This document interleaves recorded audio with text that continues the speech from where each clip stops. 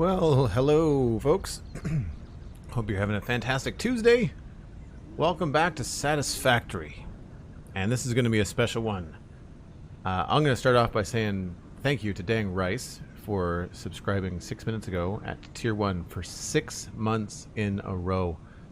Unlocking the Air Keystone badge. Thank you so much, Dang Rice.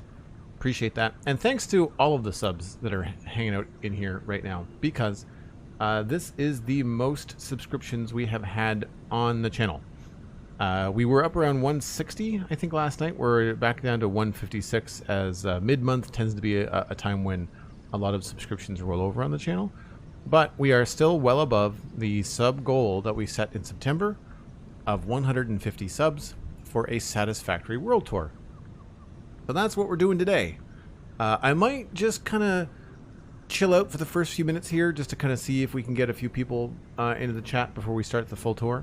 But this is going to be really good for you if, one, you've never played Satisfactory, two, you've been watching me play Satisfactory, you're playing as well, but you're struggling with the early game. This is going to be more of a tour of the refined early game, because obviously what you're looking at here is a bunch of factory parts on platforms. And I didn't have platforms, and no one else has platforms when you first start. So there were a bunch of machines down here on grass and on like temporary setups and things like that that I have since ripped out and put in a more permanent solution. But this is where I started this save. And to give you perspective, we are in the northern forest. So if I hide the menu and we look at the map of Satisfactory, a lot of times people start either in the grasslands, which is down here, the rocky desert, which is over here, or the dune desert, which is way over here. We started up here in the north forest, which is resource rich but space limited. There's not a lot of room. As you can see, there's trees and rocks and cliffs. This was the biggest space that I could find, and I should have gone the other way. What I should have done was build my base down here in this area here, but I decided I wanted to stay up here. So we kind of use this area here, and we have this tractor going back and forth. That's part of our power, but this is essentially kind of the jumping off point. Tarsiris has resubscribed at Tier 1 for 6 months in a row, also unlocking the Air Keystone badge. Thanks very much, Tarsiris. Appreciate that. And Sweet Sandy kicking in there with 100 bits, meaning we are 3.5 minutes away from a hype train if anybody else wants to drop some bits or use their Prime sub or Tier 1 sub.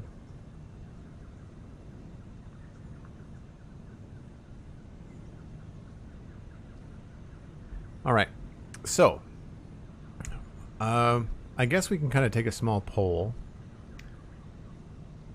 and decide where. I mean, obviously we're going to start with the iron and screws, probably then the copper, and then we'll probably move on to the power, steel, steel production, and then I guess the refineries, as well as the concrete and stuff. Is this the back edge of the map, or is it unexplored? No, this is not quite the back edge. The back edge is up here. And the edge of the map is... That's the edge there, that straight line. I don't know that I've gone to the edge. You can see the edge over here. I feel like the edge up here, it's not a square. It's like a hexagon or something. Like, it's not quite a square thing. So the edge is somewhere up here, I think.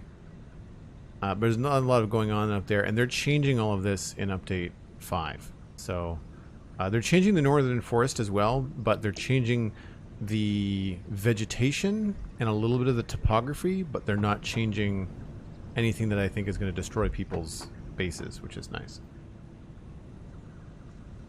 Very, very cool. So as far as questions that people have about Satisfactory, while we're just kind of waiting for a few more people to get here, what are the big questions that you have if you're a new Satisfactory player, or if you've never picked it up but you're thinking about getting it? By the way, it's currently 20% off on the Epic Games Store, and if you use the code Joel Duggan when you pick it up, then you'll be able to support the stream. You don't save any more with the affiliate code, but it's a creator code that Epic puts out for certain creators that allows you to support the creator as well as pick up games that you want. And you can do that with any game. It doesn't have to be Satisfactory. You can do that with any game. Just use the code Joel Duggan. Very easy to remember. All lowercase. I always get stuck in a spaghetti mess, says Sweet Sandy. Okay. Okay. I can help with that, I think. As you can see, I have a lot of straight lines. Platforms help with that. Platforms help with that. How basic are the things that you start producing? What is thing 1? So, actually, we can look at my inventory here. So the things that you start producing are plates, rods, and screws. Those are your first 3 things. And then after that, you get into more complicated parts like the reinforced iron plate. You also make copper wire and copper cable, and those are your 2 things. And then concrete. So these are all single product units. So you make this from ingots, you make this from ingots, you make this from rods, right? You make this from ingots, you make this from cable, and then you make this from raw limestone. So those are your 6 basic things that you should start off with. So we'll take a look at those actually when we go downstairs. Spaghetti mess, basic things. I hear you talk all the time about the spawn chunks, but I understand the objective of the game. Could you explain the objective a bit? Sure, Lizafon. So you are a Fix-It factory employee. You're given this building right down there, that orange one that I'm highlighting, and that is the hub, and that is where you get all your mission objectives, and that's where you get your technology unlocked. We'll go down and take a look through that actually before we get going. Let me go down here then. We'll head up to the hub.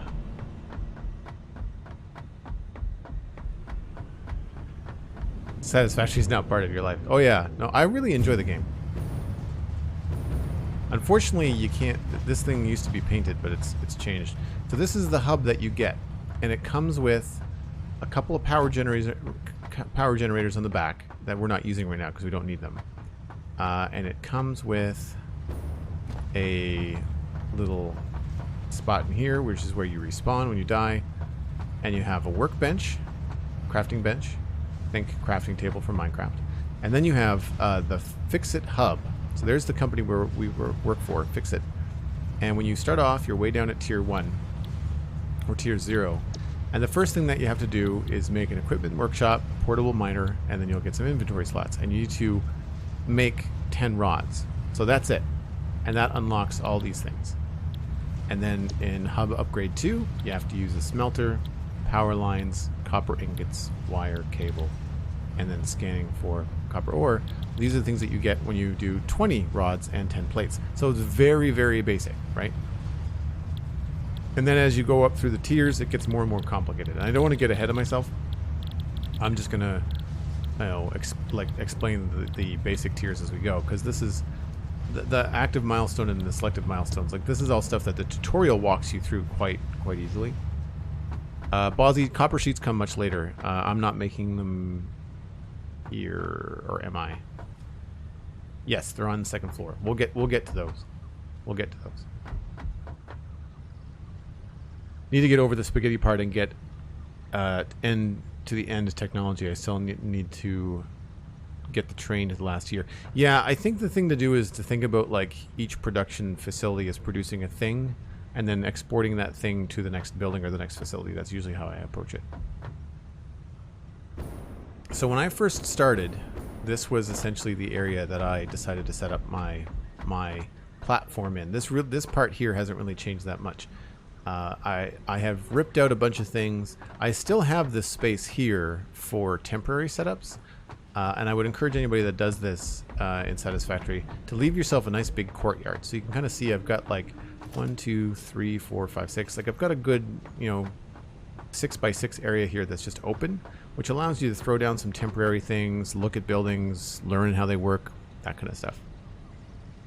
Wait, have you color coded things? Yes. Yeah, things are definitely color coded. You can use the color gun to paint stuff. So like this is currently a green bin. We can change it to a white bin if we want to.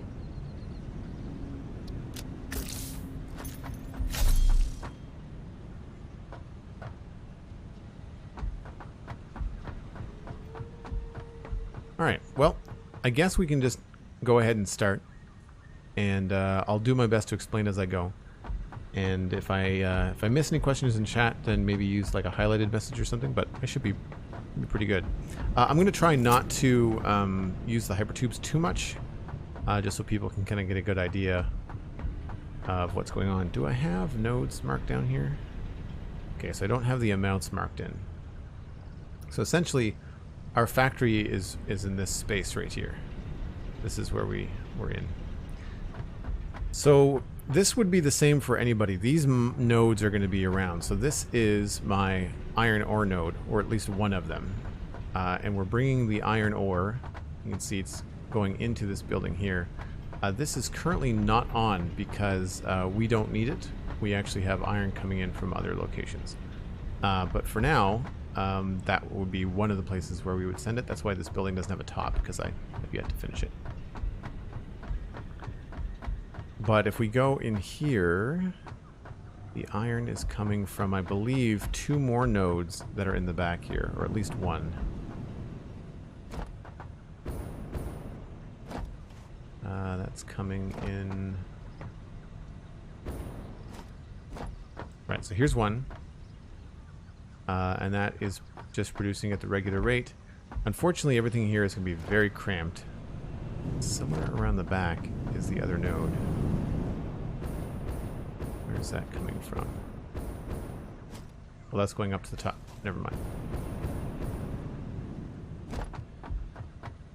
So we're only using the one node for your basic construction. So in here, we get up here a little bit. You can see we've got the one mining node that's then distributing all of this ore. And what this is doing is splitting the ore and distributing it evenly to our smelters. So our smelters are doing very, very basic stuff. They're taking iron ore and turning it into ingots, right? So the ore is being balanced with splitters. So we've got 240 per minute coming out of this, and that's being split in half, and then that is being split in half again. So 240 goes to 120 and 120, 120 goes to 60, and then 60. So we've got these 260 lines that go all the way around here, and then they go into these 2 smelters and these 2 smelters. So there's 8 smelters here in total. They're all receiving exactly what they need, which is 30 per minute. Do you have to find the drill site for the ore node, or does it give it to you at the start? You have to find them, but they're really obvious. Like, because there's nothing else around, you basically stumble upon them. What do we use for power? At this factory, at this stage of the game, I'm using oil and gas. But early on, we used coal, and I'll show you the coal plant. That's right across the way here. So we got 8 smelters pumping out ingots, and you can see when they get down to the end here, they actually go upstairs. So the ingots come up to the 2nd floor, and they get redistributed. So one lift takes it and sends it to the right, the other one sends it to the left. So that's 8 times 30, so it's 240 again, and then you've got 120 going this way and 120 going this way.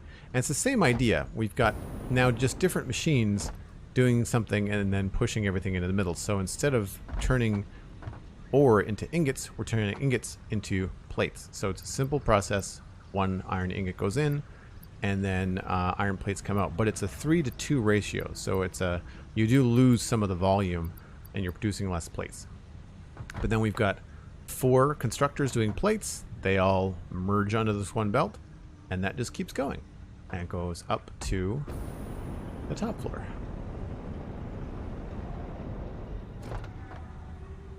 Where we are doing more plates.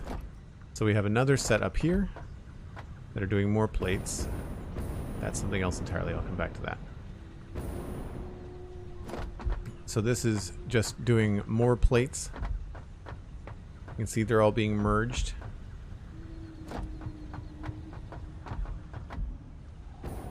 Looks like these go down. Right, so that is an import.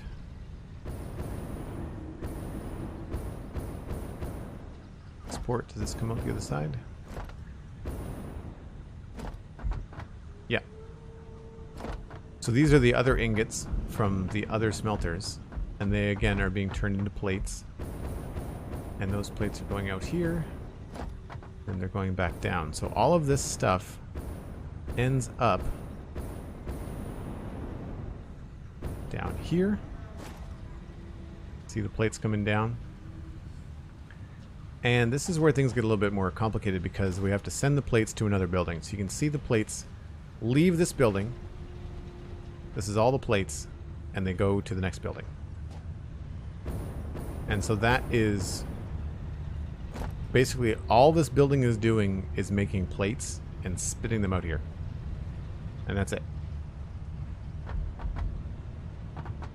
And to further answer your question, Jay Price, about the dig sites, you can do what's called scanning.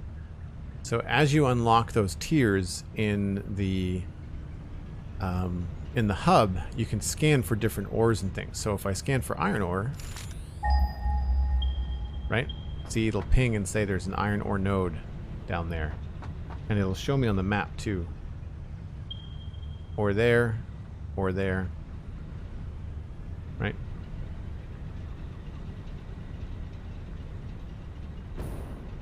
So that is the iron that's being used for plate production. We have another iron node that's not being used for plate production, but it's being used for rod production. And again, these were all smaller when we first started, but we've since beefed them up. So here is your, again, basic iron node. Pumping out iron ore that's being split and distributed to 4 smelters. And then I did get a little bit fancier with this, where some of these smelters take things up vertically and then redistribute them that way. Others just kind of like spit them out here and send them into the next machine. You can make these straighter if you want, but sometimes your space is limited and there's not a heck of a lot that you can do. So it's with clipping and some things like this one I probably could have made straighter, but ultimately it's you know, when you're starting out, you just kind of need to get the products made, and unless you have a lot of space, you have to make some sacrifices from a design perspective. So these are all being turned into rods. So same idea. Instead of plates, we're making rods. And this whole building just makes rods and screws. So you can see the ingots that are not being sent into these 4 constructors are going up the top, and they're being fed down into these 4 constructors. The output for these 4 comes along here, out to the side, and it joins up with the output for these 4, which comes along here and goes out the side. This is where I started to get a little bit more in tune with like importing and exporting products. So at this stage of the game, you have enough belts that you can handle all the things that these guys are making, because they're only making 15 per minute. So you can handle all this going up to the top here. And if we go up top here, it's just more rods. Where are we getting our iron from? Looks like our iron for this floor is coming in from that guy. So that's being belted up. Oh, no, maybe that's coming in from somewhere else. That's going up to the screw level. Where are... Oh, these are being made into screws. You need a lot of screws in this game. So the rods are coming up from down below.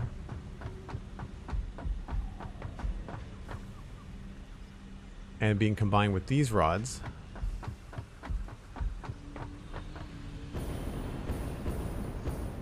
and they're all going around the edges. So instead of having rows all being fed to the left and the right now, you have to think about where you want to send your end products. So if I go down here, you'll see all the screws have to leave the building.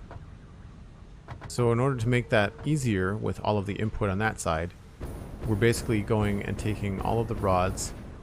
All the inputs are down, oops, all the inputs are down the left and the right, and the output is in the middle.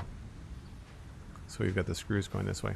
It's going slow because we don't need a lot of this stuff anymore. Back when I first started this, it would have been moving a lot faster. Thanks for the lurk, Hunter555. Good to see you.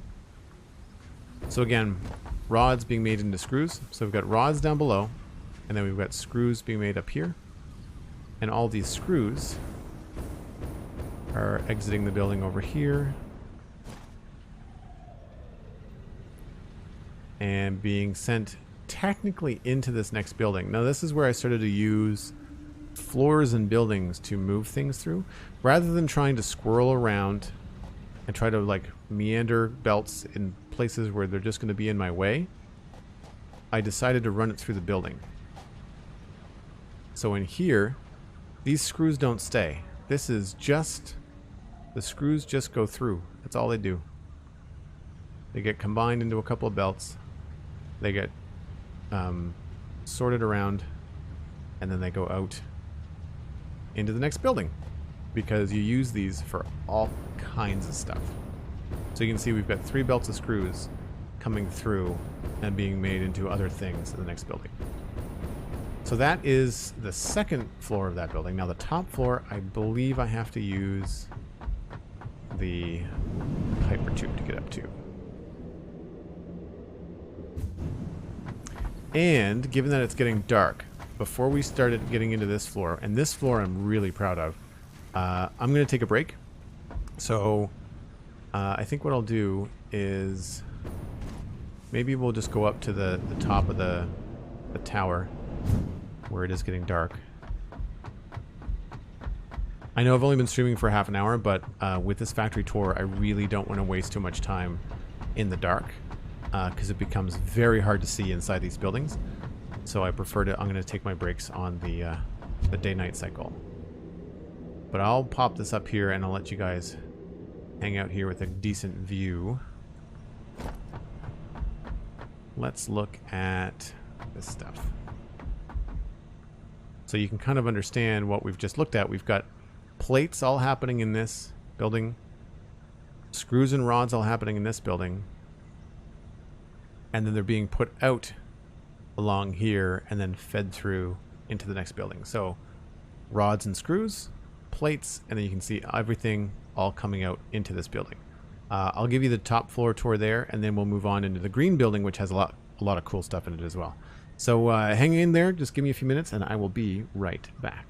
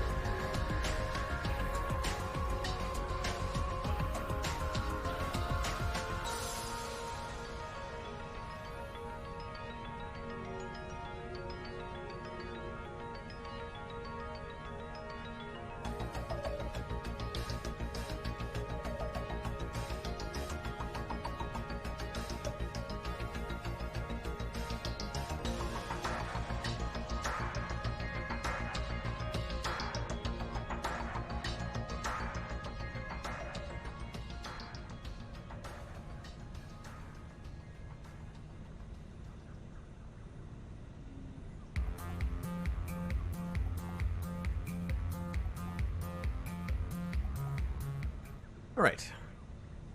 Now, where were we? We were at the screw building, weren't we?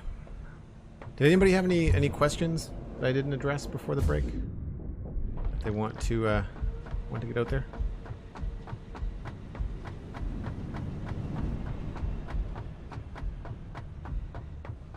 Yeah, the breaks will be hourly now. The day-night cycle in Satisfactory is 5 minutes and 50 minutes. But because of this factory being all indoors, it's a lot easier. Even with the skylights, it's a lot easier to do this during the daytime. So that other node that you saw way over here, this was down below. And there it is here. So here we've got that iron node, which is right down there. See, that's pumping out iron ore, and that's coming up into the building here on the left. That's going into all these smelters. This was really tricky because of the limited space to try and balance all this kind of stuff out. So you have to kind of come in. You don't have to do this. You can just run it through splitters and have this fill up, then this fill up, then this fill up. But I challenged myself to kind of have them be evenly distributed from the get-go. And so this is what we've come up with here. So there's, again, another 8 smelters for 1 iron node.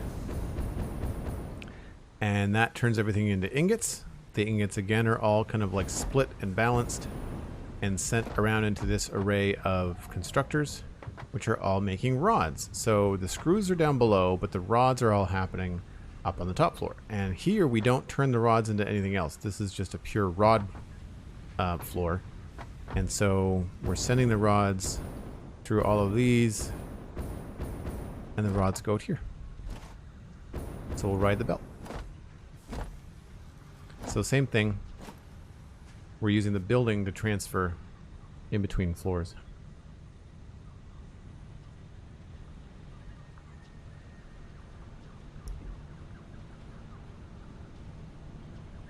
I love that you can duck and come into this. Now, the thing here, one of the things that we're doing inside this floor, which is, again, a lesson that I learned, making sure that you have a lot of room to do things like this really, really helps. So in the next building, we have to change these belts to be, instead of 2 belts of rods, I needed 4.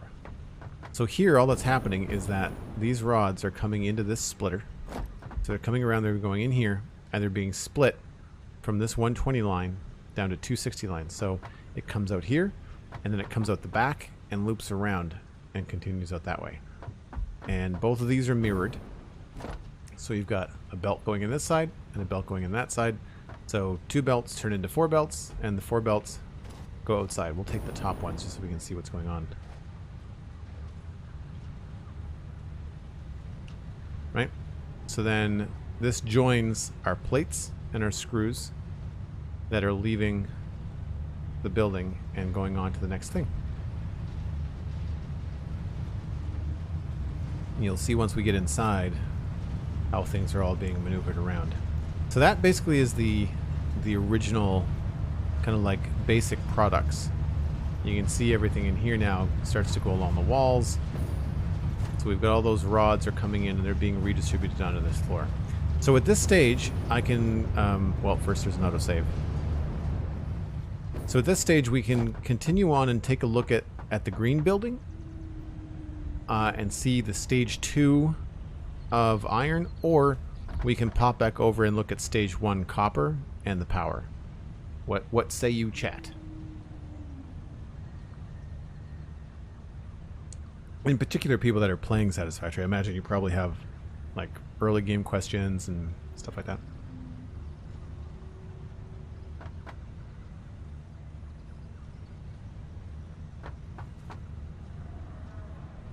I don't spend much time over here anymore. I forgot how much work I put into this area.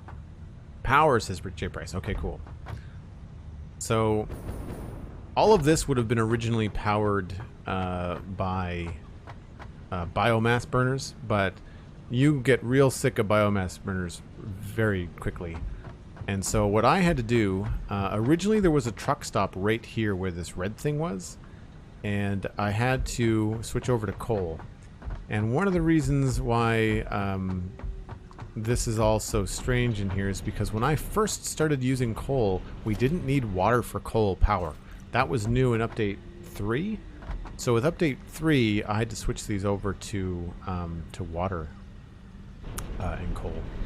But thankfully we had this little lake here, and it's just enough water to do these 1, 2, 3, 4, 5. No. Yeah, 5. They each need 50.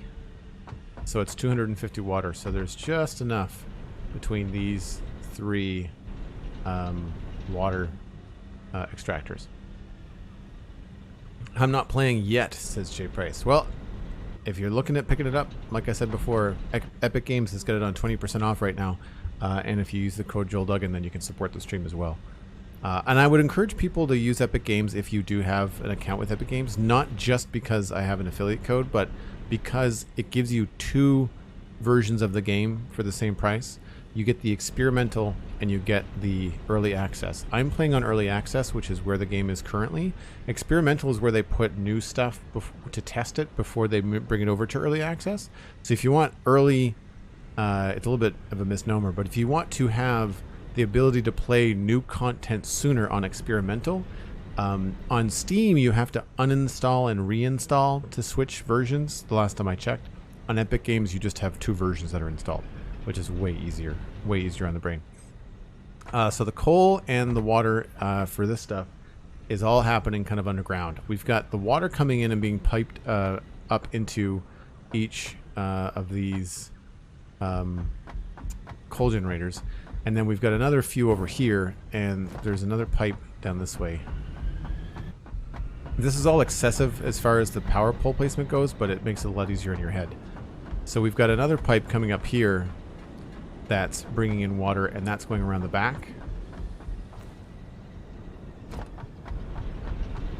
And that feeds these 5 coal generators. And you'll notice that the coal is coming up from underground over here. And you'll notice that the coal is coming up from underground over here. You'll see these feeding the coal this way. So what happened was, after I set up and started playing here, we needed coal power. And I couldn't find coal anywhere. So here we are in the northern forest, and the closest coal mine is over here. So all this distance has to be traveled by truck. Actually, no, that's a lie. This is the coal mine here. This is where the coal is. And this is where we are. And there was no other coal nearby. I didn't know about this one. I couldn't figure that out. So, this tractor that you see moving there is bringing in coal. So we're going to go see if we can catch him.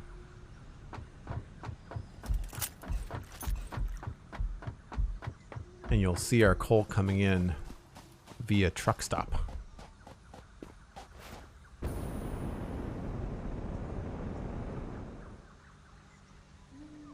So that truck is there's another truck stop down the other end. Well, I'll show you that when we drive by.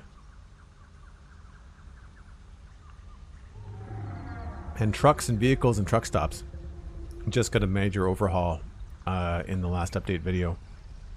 So on update 5 coming later this fall, you're going to have 2 inputs and 2 outputs plus a gas input on this this setup. So it's going to be really cool. So you can see our tractor coming in there. We could use a bigger vehicle now that we have them, but at the time this was all we needed. We didn't have to worry too much about it. So he's going to come up the ramp, and then he'll park in the loading zone.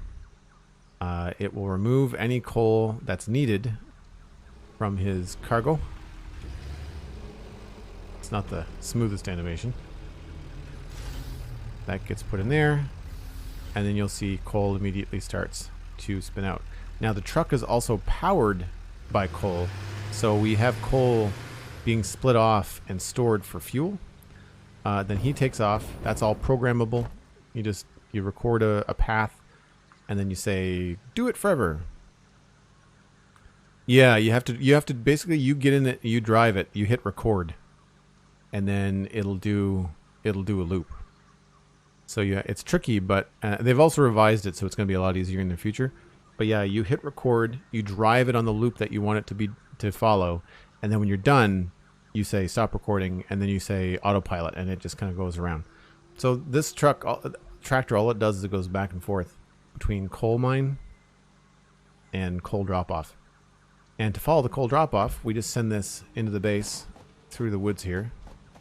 We have a buffer for storage, just because we were running out of coal. Right now it's empty, it's just a throughput. That pops out over... Where does it go? There it is there. So it goes across the top.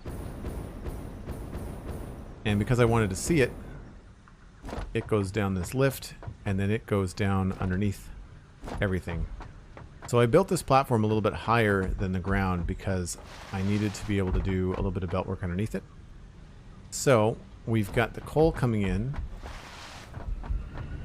and the coal gets split in two, and the first half is split between the coal generators here, you'll see. So they're all getting split into the coal generators. And then the other half is run up here. And that's something we just saw a few minutes ago, where it feeds these 10 or these 5 generators. Now there is more coal, and that's because there is more generators. And I'll show you. See them in the distance there? So you'll see that there's coal that comes through.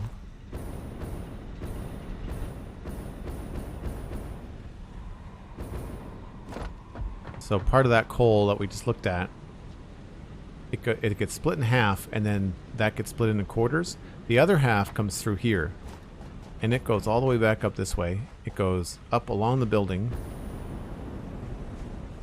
goes under here,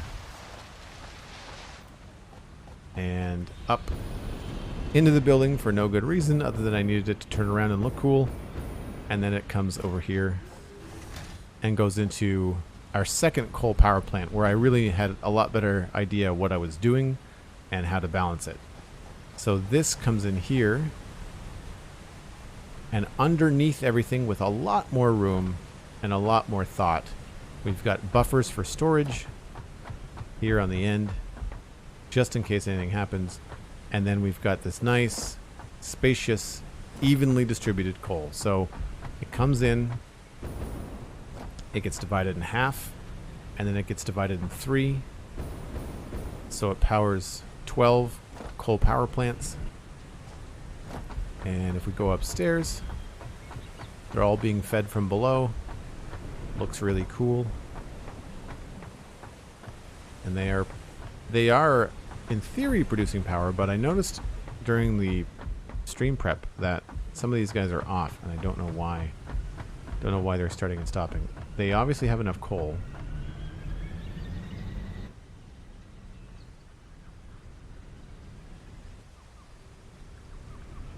Ah, so it is the coal. So the coal is a little bit slow. So we could probably increase the throughput on the coal. There must be a problem there somewhere. But the water for these guys is coming up from the back, because you'll see down here that there's a lot of water. So on our map, there's this river that runs through. I essentially followed the lake that we had our original water extractors in, and realized that there's enough space down here that you can actually start to put in water extractors in some of the shallow places. So we've got a bunch of water extractors all being combined into a couple of pipes. And then we've got this huge pipe wall.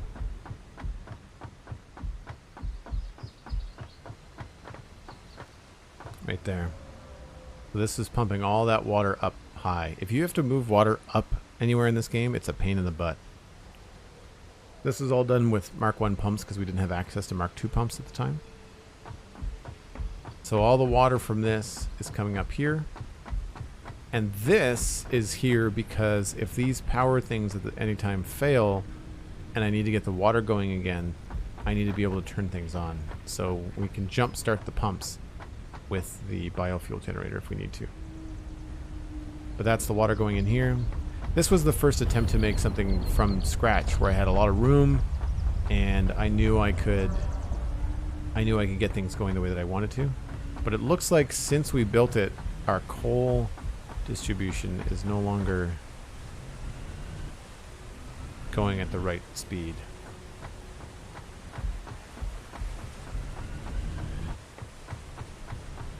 The reason why nothing happens is because we're running on fuel for the rest of the grid, so this is kind of like our backup OG power in the coal.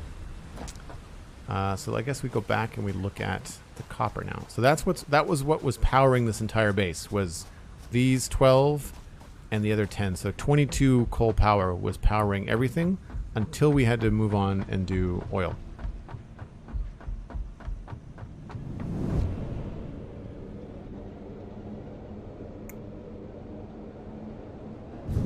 So when we were down below, you probably noticed that there was a lot of copper products also going down below.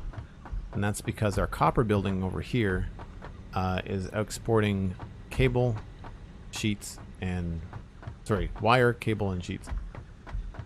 And it's the same idea. This is virtually a copy of the iron smelting, except for we're just smelting copper. So we're just taking all of the exports from the copper, dividing it up evenly with splitters and elevators, running it into 8 smelters. The 8 smelters kick out the ingots at the very end here, and we loop those back underneath and send them upstairs. So you'll see the ingots go up to that floor, and then the ingots go up to the 3rd floor. And again, very tight on space in this area.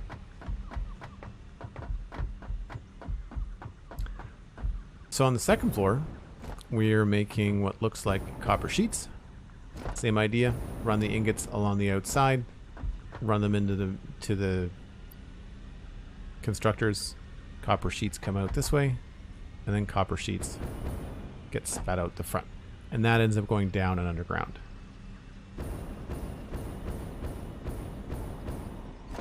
Get up to the 3rd floor, and it gets a lot more complicated. We've got things up on a raised bed here because we've got, this time, to switch things up, I've got the ingots coming down the middle, and this is what I would refer to as like the brute force technique, where I'm not evenly distributing the ingots. I was just like, I don't care anymore, I don't have the room, we're just going to run the ingots down the middle and split them. So each one of these is a splitter, and it's just kind of like cascading down to the end until these things are switched around. So you'll see these last 2 here and here are reversed because all of the export for these are being sent underneath the platform. So all the wire is being sent underneath, but at the last second, some of the wire is split off and turned into cable. We didn't need a lot of cable, but we needed a lot of wire. So we're turning some of the wire into cable, and that's being spat out this way, and the cable's going out that way. And what that looks like on the other side is 3 nice little columns of copper material. And they go all the way over there. And there's a little window you'll see. We've got a glass floor here where you can see all the copper. But here's all of our copper products coming through here. That's straight from there. They do a little sideways jig-jag, and then they come into here. And this is, I think it just continues. We can go down and take a look. Yeah, so this just kind of goes on and on and on until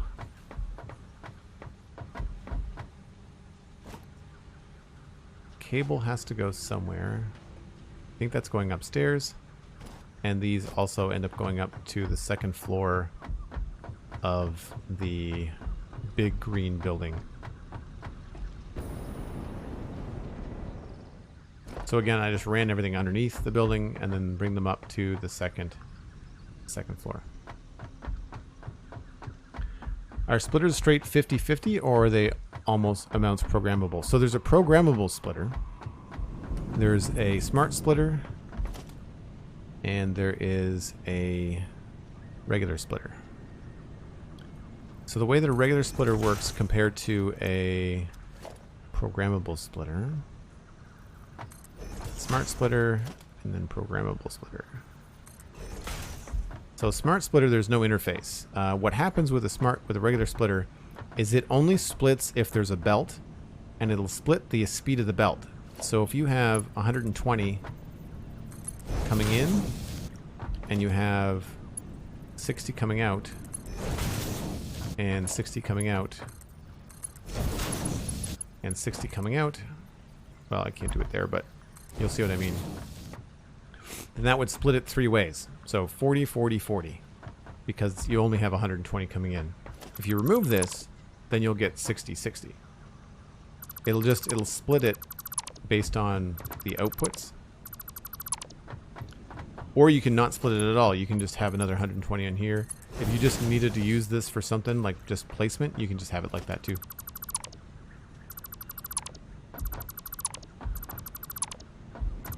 Now with the smart splitter, which you've seen me use on stream before, this allows you to tell it what it's going to send where. So we have the input is here on this side. So when you look at the input, then you have left, so left over here, center, which is out that way, and then we've got right. So the center, we can say overflow, so anything that's not assigned. We can say only send, what's something easy? Coal to the left, and then to the right we can say only send iron ingots. So if you had a belt that had, or actually let's use iron ore. If you had a belt that had both iron ore and coal on it, and something else, then it would send coal that way, iron ore that way, and then everything else would go straight through. Now, I've actually not used the programmable splitters. They look really cool because they have all kinds of cool blinky lights on them. But you can change the amount of things. So you can say, you know, I want both Keterium ore and copper ingots to go left. You can say I want multiple center. We'll say alien carapaces and I don't know, aluminum scrap. So you can kind of like increase the amount of things that you can get into, and it's much more complicated. I haven't had a need for these yet. I would imagine you probably do when you get into things like nuclear power and you have multiple items in very close proximity, but I haven't had a chance or need to use them yet. But the splitters are actually pretty easy to wrap your head around. The combination of splitters and lifts really helps, for sure.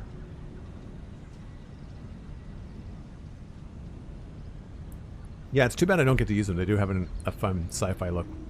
They have a Back to the Future vibe to them, for sure. So to get into the second tier of iron, which is now where you have to start taking those basic iron parts and combine them into new parts with assemblers. So assemblers take 2 parts and make 1 part, reinforced iron plates. And you use these on belts and other things that you make. So all we're doing here, speaking of spaghetti messes, is taking the screws and plates that are coming in from that other building and just using the wall to run some of them this way and around the back, and then some of them come down this way and into the machines. So you see the iron plates on the floor, they get split up and they go into the machines, and then the screws just get split down and run into the machines here. All of this mess that you see in the background is actually me siphoning off products and putting it into my storage system. So anytime you see a bunch of stuff like this that's just like pulling from a belt, it's basically just taking the overflow and throwing it into these bins for me to then be able to grab and use.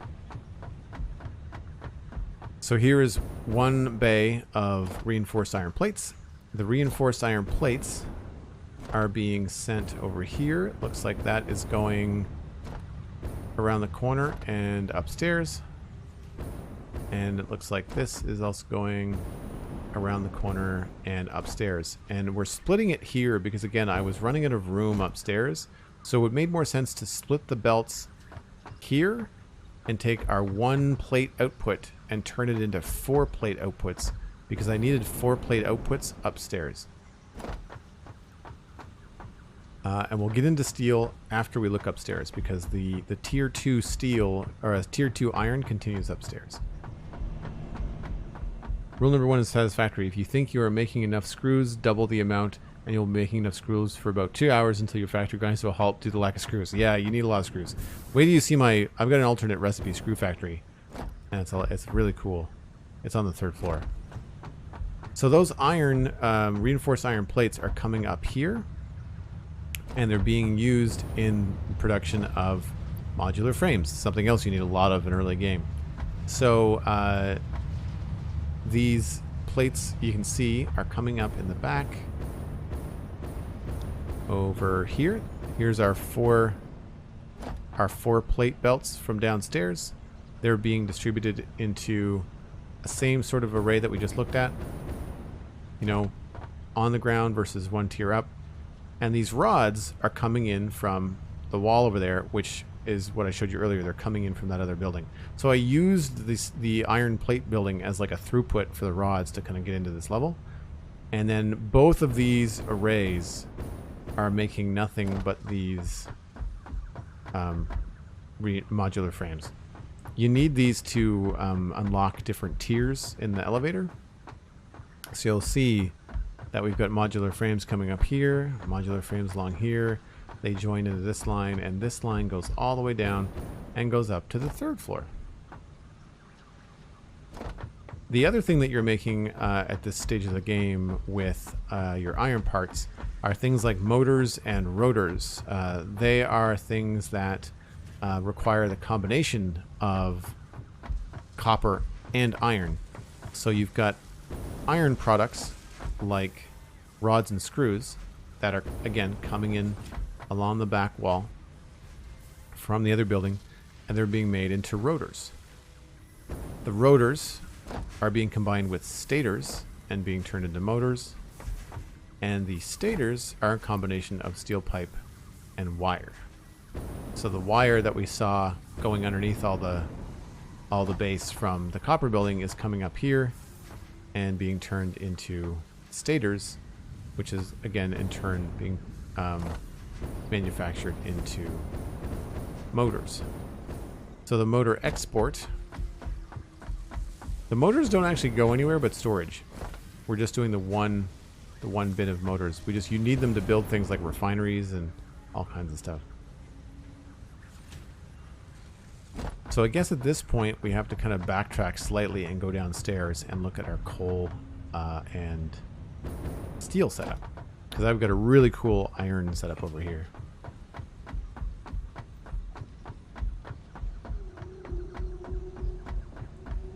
So over here we have another couple of nodes, iron nodes, just different ways of harvesting, mining, splitting and balancing, using a tower to run things along and get them up to the top floor. Moon Manta. Same thing here. We've got, I decided to, rather than moving things far away, I decided to do the smelting on site. So here we've got a very busy iron node that is feeding these 8 smelters. The 8 smelters are kicking out ingots, and creating a really cool kind of like ingot bridge. It feels like a bit of a spaghetti mess, but it's about as tight as you can get it in these close quarters to get everything evenly distributed, which was a challenge I was really kind of wrapped up in at this stage of the game. But all of the export for these ingots goes underneath this bridge and a couple of different belts, and then it goes down like along here and into the building, and this is part of our steel production. So that's the iron that comes in for steel. So you can see we've got 3 belts here, and they get pushed along here, redistributed over to the other parts of the foundry, and the foundry then starts to make steel with coal. Where's the coal coming from? Well, that's the other part of the underground. So if we get around here, I believe I can get underneath everything somewhere.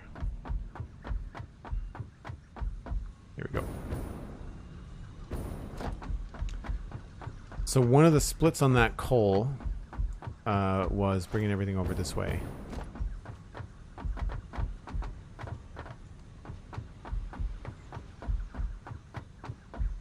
Where is the input? Must be up top. Yeah, we have a second coal truck. Here we go.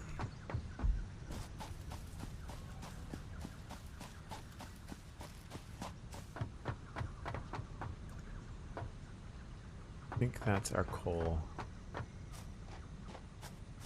Yeah, that's our coal there. So we got one line of coal coming in, then we got several lines of coal coming out. So the coal is coming in here, and then same as the cascade of iron over there, cascade of coal coming in here, as well as it looks like concrete. And all that is coming from another truck stop, and I'll show you that up here. This would have been the closer truck stop to use for power, but I didn't know it was here. And there was also a roadblock of very difficult bad guys to deal with at the early stages of the game, so it was kind of like a road, longer road, but a less challenging road to go and get the other thing. Someone else was also talking about programmable vehicles. These are the nodes that you see. I must have left these visible the last time I was in the actual tractor. And so this, when you're in the tractor and you're recording, this is what you see. There's a pause, a couple of plays. Unfortunately, they're removing the ability to interact with these nodes, which I think is a mistake, because these things are not easy to do. There's a real pain in the butt to get these paths to do exactly what you want. And so if you mess up and there's too many nodes close together, then you can delete a node and it smooths out the path. So like here, I obviously stopped for I don't know what reason. And we could kind of smooth this out a little bit. Obviously he's nowhere even near the distribution, right? We're obviously not making a lot of steel right now, so the coal isn't really going anywhere. But this kind of comes up through here and goes underneath another... Where does it go? It goes through the woods, comes up here, and then it goes underneath this little bridge here. And it gets scooted across through the concrete maker. And then down into the big green building. And little things like this are just these odd nodes, like the odd concrete node that you find hanging around that I just go and make straight into concrete, limestone nodes, turn it right into concrete, and then bring it into the building. This is something I believe that is functioning and using our steel facility to make reinforced iron beams.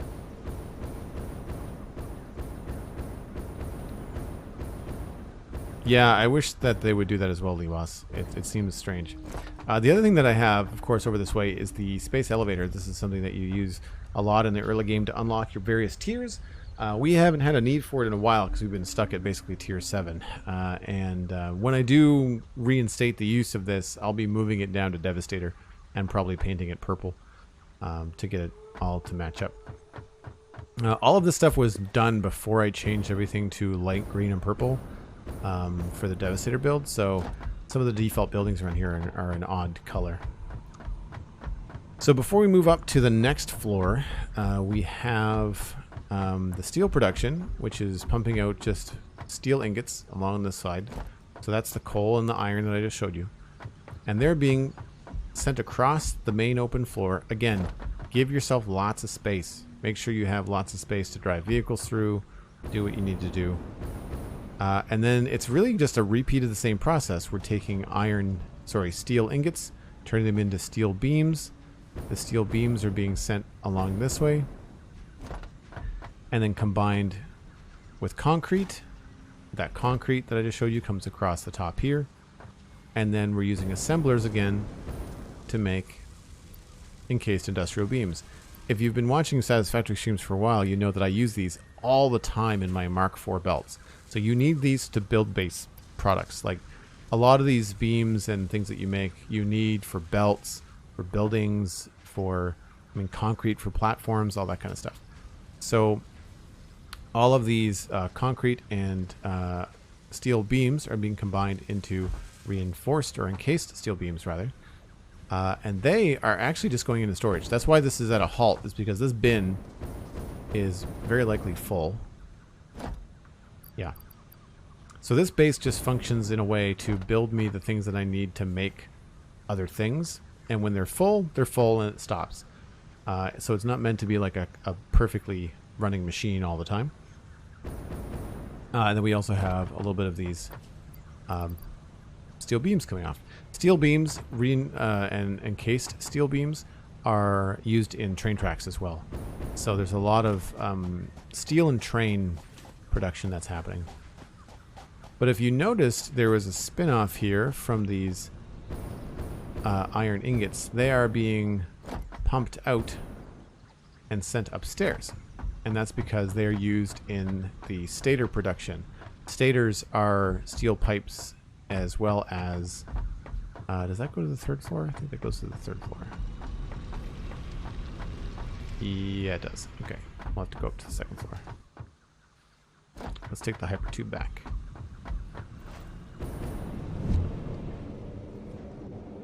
So you'll see on the second floor where the stators are and where the steel pipe production is. So that was down this way. You'll see we've got pipes, again being siphoned off and put into storage, because you need those for hypertubes and other things. And then we've got the ingots that were sent upstairs being sent and turned into steel pipes that are then being run along the wall. And then all of these products that we're making are all going to a higher purpose, which is to combine sometimes as many as 4 different products and turn them into more complicated things in constructors. No, sorry, in manufacturers. So you'll see we've got copper sheets, cable, reinforced iron plates, I think. Nope, I'm not sure what that's supposed to be. We've got encased steel beams, and then we've got steel pipes. And they're all being sent either up to elevators here or elevators over there. And if I pop outside, the easiest thing is to drop down.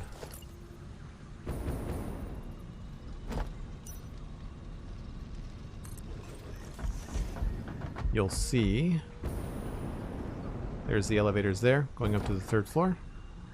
And then over here, same thing. A bunch of elevators going to not only the 3rd floor, but also the 4th floor, depending on what product we needed and where.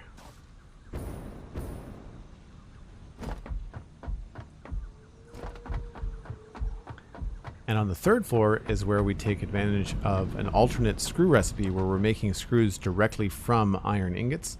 So this iron mine directly powers, I think it's 48 constructors in this room here that are making screws.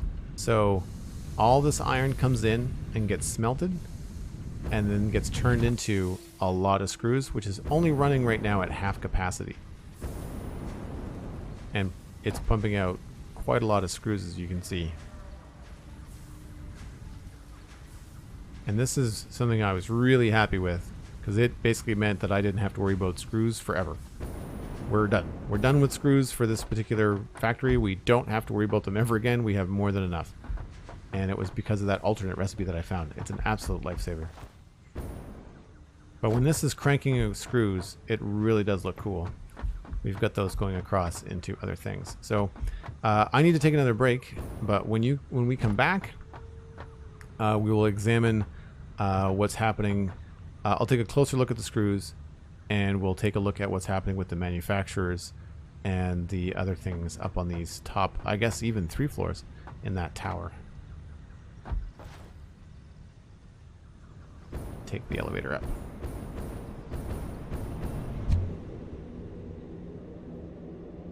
Best alt recipe in the game. I agree, Lewas. It's one of the top. I really like the pure iron ingots and pure copper sheets and stuff too. So as you can see, only half of these are green because the belt is full for the other half of the factory. There's one belt that's moving. You can see that's going into the awesome sink, and the other belt is not, because we have no need for them. So yeah, when we come back, I'll probably have to pop in there and see what's up, and then we'll have to maybe look at the plastics and see what's happening over there. So yeah, give me a few minutes and I will be right back.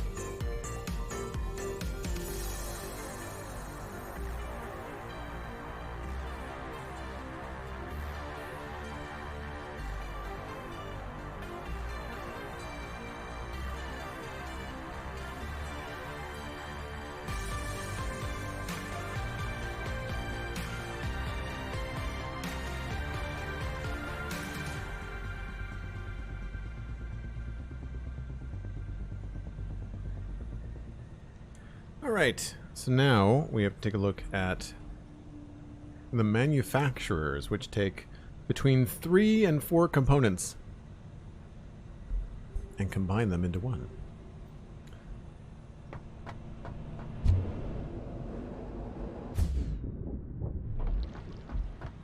Also, this tower was a lot of fun to make and has come in very, very handy. Third floor, this way. Thanks for the unlurk. Welcome back, Sweet Sandy.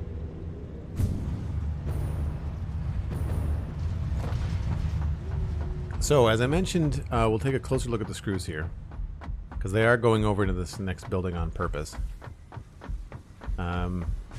What's happening here is an interesting bit of math, where we have more ingots than we needed, or rather not enough ingots to do all the constructors. So what I did was, for easy ratio, we've got these at 96%, which changes them from doing, I think, 50 per minute down to 48 per minute. So at the end, that gives us a nice even 2 belts of 480, because we've got 20 constructors in here last time I checked. And so what that means is that we've got Mark IV belts that are just full all the time. The top belt, or I guess the right belt, is currently being fed into an awesome sink, but the left belt here is part of the construction of heavy modular frames, where we're taking frames from downstairs, steel pipes from the first floor, encased industrial beams from the first floor, and screws from just right here to make the heavy modular frames. This is where we needed more screws. We didn't have enough screws with the original screw factory to do this, because we needed 200 screws per minute, per machine. So we need 400 screws per minute going into this, because we've got 2 machines doing the exact same thing. So all of this is just coming up from downstairs, being kind of rabbited into a couple of different belts, and then being put into the 2 machines. And then out the back, they are just putting these into storage, which is why they're done, because it's full. You just need these to make other buildings with. I haven't run into a situation yet where we're going to need them later on in top tier stuff, but I don't have the room, nor do I plan to expand this factory. I'm going to be doing anything above this level of construction is going to be happening down at Devastator, and at a much larger scale. And just to keep things flowing and keep some tickets going, we're putting all of these screws into an awesome sink. I believe the next floor might involve a trip to look at oil and plastic and stuff. Yeah, so these are... we're making circuit boards with plastic. Alright, so we'll backtrack a little bit here. So at this stage of the game, you move on to being able to access plastic, oil, and rubber. And that's why we have all these refineries over here. Thanks so much, Jay Price. Appreciate that you can hang out for as long as you did. Hope you have a fantastic day. Enjoy the soccer game. So over here we have our refinery setup, and it is color-coded, I believe, based on this is making plastic, this is making heavy oil residue. No, it's taking crude oil, making heavy oil residue. These are all plastic.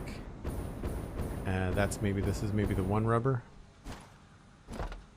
Oh no, this is making fuel. So we needed fuel for the jetpack, we needed fuel for the cars. So this is just making fuel. And this is making packaged fuel and turning it into a bin of fuel for us, which we are going to top up on right now. So why not? And so what's happening around here is we've got oil being pumped in from away. We're not even using all of it. We're only using one pipe. So we've got oil coming in, and it's being turned into rubber. And over here, it's being turned into plastic. But there is an output, the heavy oil residue. So that has to be managed and sent back around the other side. You'll see this is when you have to learn how to use pipes.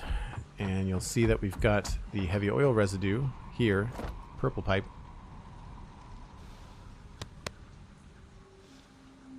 Yeah, so purple pipe. That goes all the way around, and we're turning that into the fuel.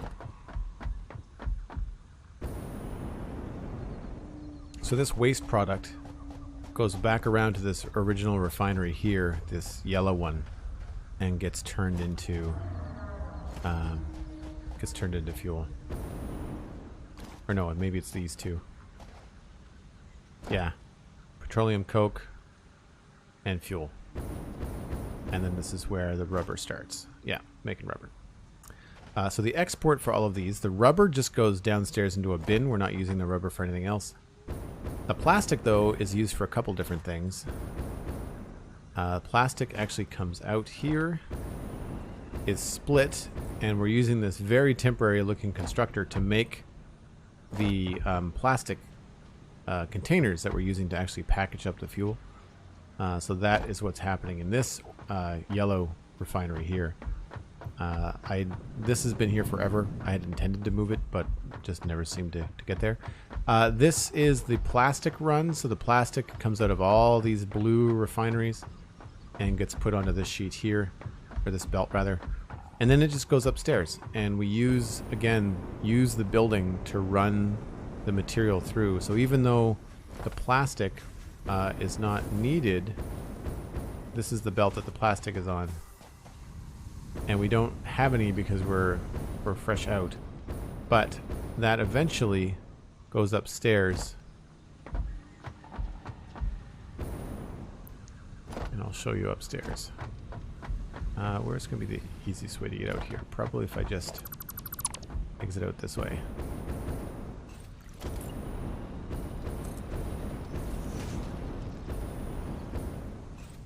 Well, that's going to need to be repainted, I think. Last but not least, where is the plastic? Plastic was around the back, I think.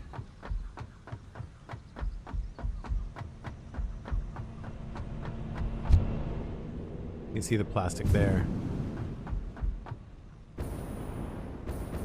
So we've got copper sheets coming up from downstairs, and you see the plastic going into the assemblers to make circuit boards. So this is where you start combining copper and plastic to make more complicated digital production stuff. Circuit boards, AI limiters, that kind of stuff. Computers. So these are making circuit boards. The circuit boards are being sent outside. Again, this is a very simple assembler setup. You've got one line going low, one line going high, and things are just being split off. A central export with two lines.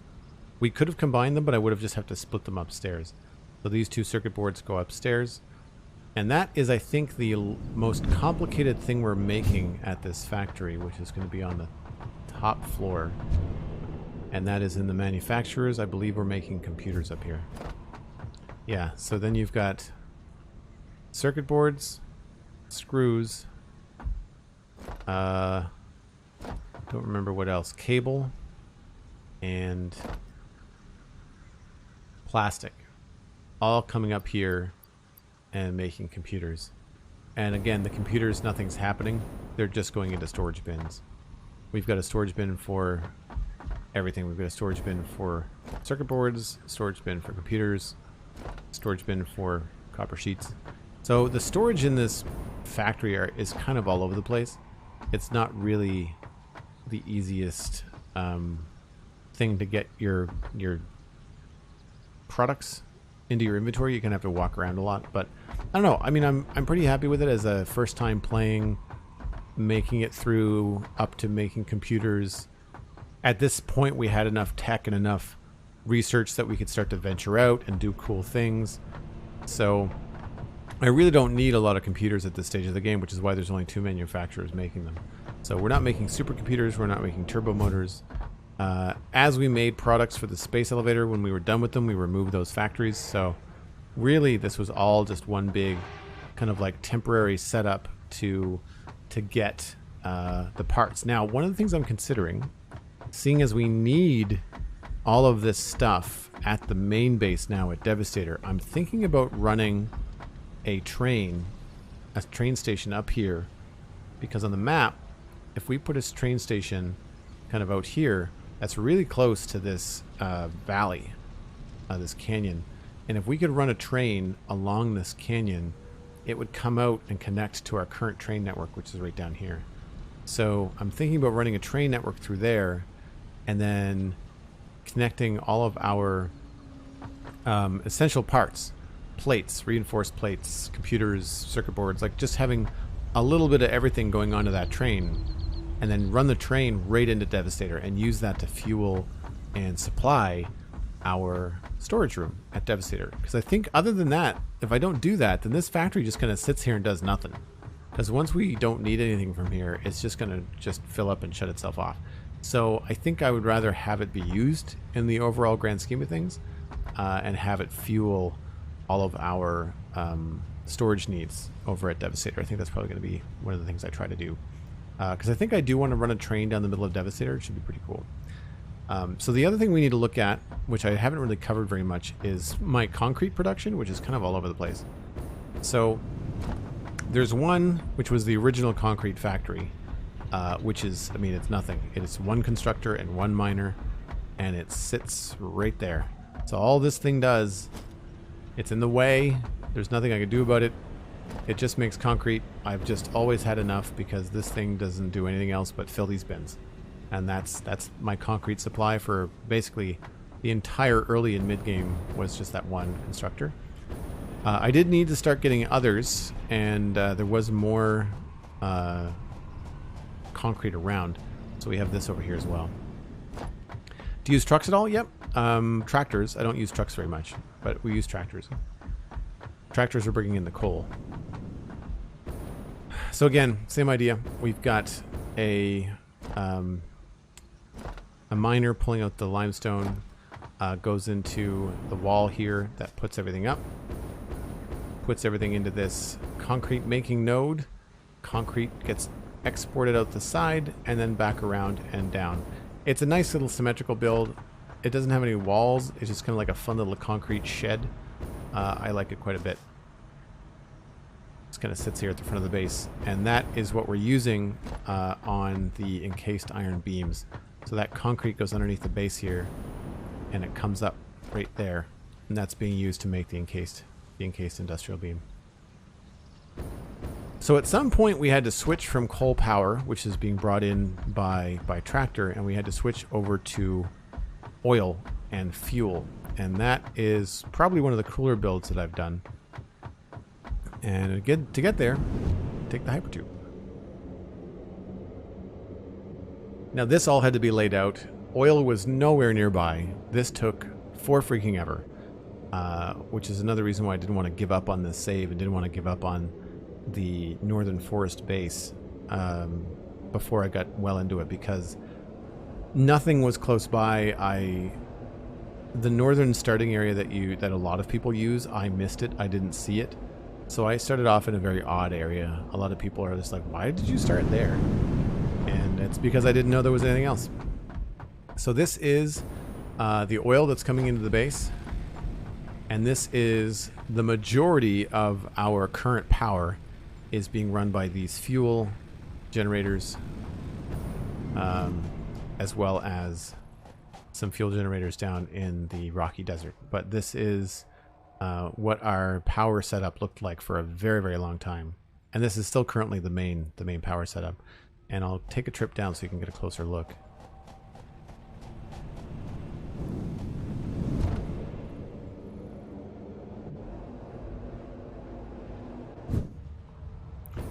So we've got all of the export stuff, which is the resin being turned into points in the awesome sink.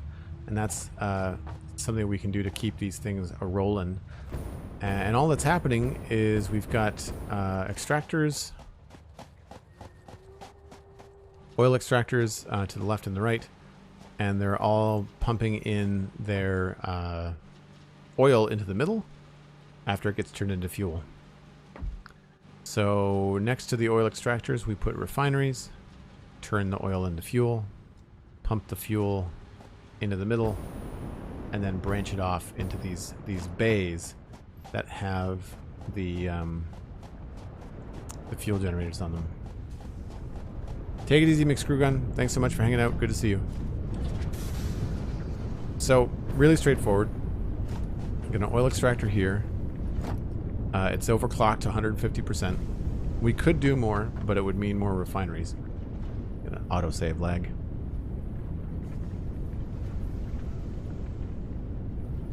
But these are all pumping out the fuel. The fuel goes along here. On purpose, we didn't make it too high because that means that we would have to add pumps in order for the head lift to make any sense. But it's the exact same in all of the nodes. So we've got 3 refineries there. We've got 3 refineries over there. And these just kind of come in. There was no reason to run it all the way around here. It just looks cool. It connects up. You can see the splits. We've got 3 pipes. So here's a really neat idea of splitting 3 pipes and combining them into 2. So you've got 1, 2, 3. Get left and right, and then in the middle one you just split and have it join each side, and that way each fuel generator gets its due. Same thing over here, exact same setup. 8 fuel generators based on 3 refineries. I'm really happy with the way that these turned out. These kind of like triangle, kind of like run the belts along there. It's just for fun. We could have made it a straight line. It would have been boring. It was just fun to kind of deal with the excess waste coming out in the resin and have it be something cool. And then this one is just a smaller setup because it's an impure oil node, so there's not as much oil. There's only 1 refinery, so it's only doing 3 fuel generators. And then it looks like this is backed up for some reason. This shouldn't be. I don't know why this is backed up.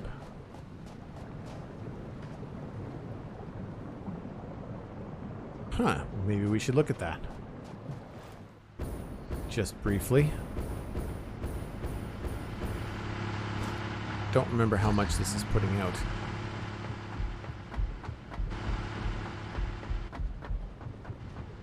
I think it's 60. It might even be 30. 30 polymer resin per minute. So there's no reason for this to be going this slow. We obviously have a belt slow down somewhere.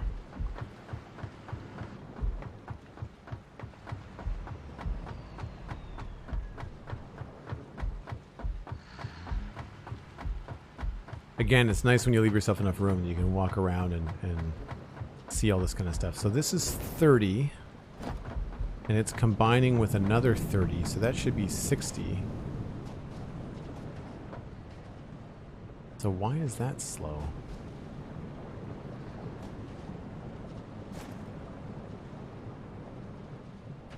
Must be farther down the line. This is 60 on my right. I wonder if it's just because I added it. We need to now speed something up down here. It's probably just a small belt that needs to be sped up. Yeah, it looks like it's being combined down here, so we probably need to just adjust a belt. That's 60. 60 going into that. Combined with another 60. Aha! This needs to be 120. And then that can be 120 plus another 30.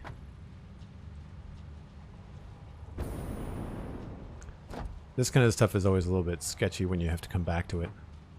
So 60-60 is 120. 120 being combined with another 30, it looks like. So that needs to be a faster belt. There.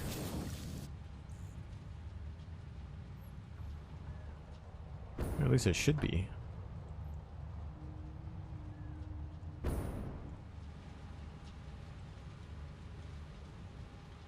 That should now no longer be stuttering. Yep, cool. It looks funny because they don't have the same capacity as the belts. So it looks a little bit empty. And then these 2 refineries over here, these are a different color because these are the ones that are supplying the base. So normally people would turn all of this into power, but I needed some of it to turn into plastic. So I only ended up using one of these, so one of these just actually doesn't do anything, but the combination is brought all the way back here, and this is what took for freaking ever to make this like pipe wall thing and then get it all the way back to base. You'll see as we travel along the hypertube the distance that we had to run this to get all the way back to the refineries, and then to not have enough room to make more than 8 refineries. It was super frustrating. So these pipes are the ones that go all the way back to base.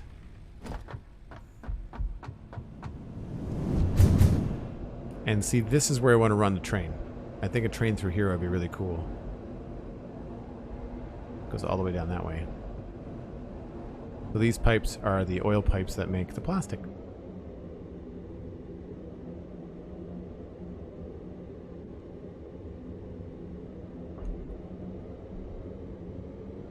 Now, you don't have to do anything fancy like this. A single power pole with a single cable is all you need. I just really wanted to mark the main power line coming in. So those big towers are purely decorative, and it's just meant for me to have something very poignant to say, that is the main power for the base. Don't mess with that. Make sure that you just have everything, clear. And so here is where this comes down, and this branches off from here into the entire base. And this is all set up like this because this was made before we had power switches. So I don't really have anything to control these factories other than just like disconnecting them from the power. But I run all the power underground. So the power comes in here, and then it goes underneath here, and then I run it all the way to the other factory parts all underground. I much prefer to do it this way than having power poles everywhere. I really like it. And yeah, they look cool. I like them. They remind me of like power poles you see on the highway and stuff. The only thing left to take a look at, I think we're going to need the Explorer. And that is the coal facility that powers the steel. It's way over this way.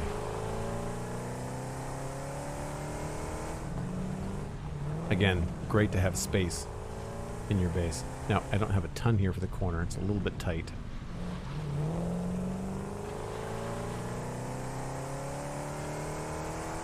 But over this way, we'll take a look and see where the truck is going.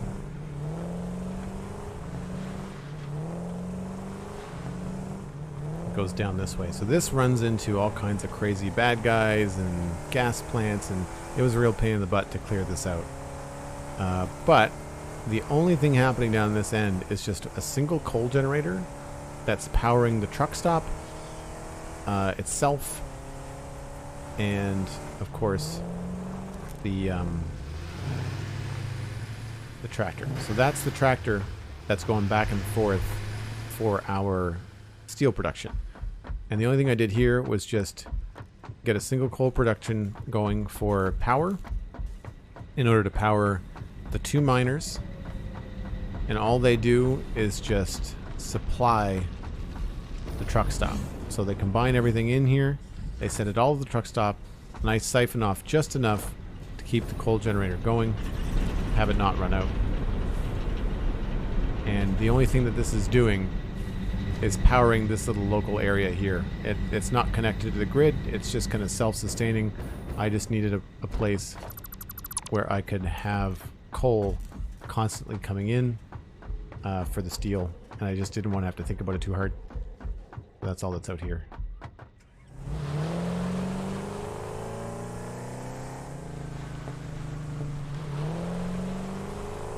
So now we can go on to more of the remote factories, the things that we did along the way to Devastator. And those other remote factories came in much later in the game when I had a better understanding of how to build. I had a better understanding of how to use the parts to make things look cool.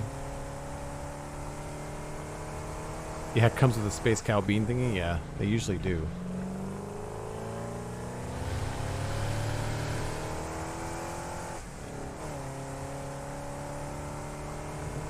But I have to say, like, we made pretty good use of the space that we had here. Whoops.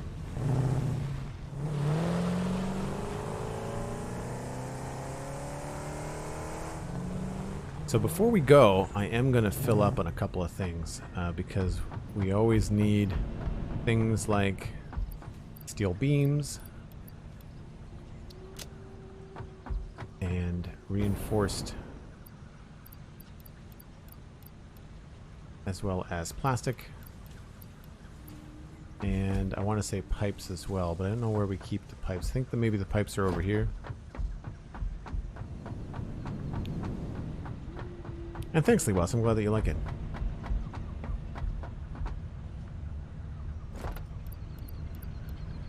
Grab some extra screws. I don't think we needed rubber. I don't think we needed too much more. We'll grab some rods while we're here. Don't need plates. We're making plates. Oh, cable. No, I'm making cable too. Alright, we're good. I'm just going to stick all this in the trunk here.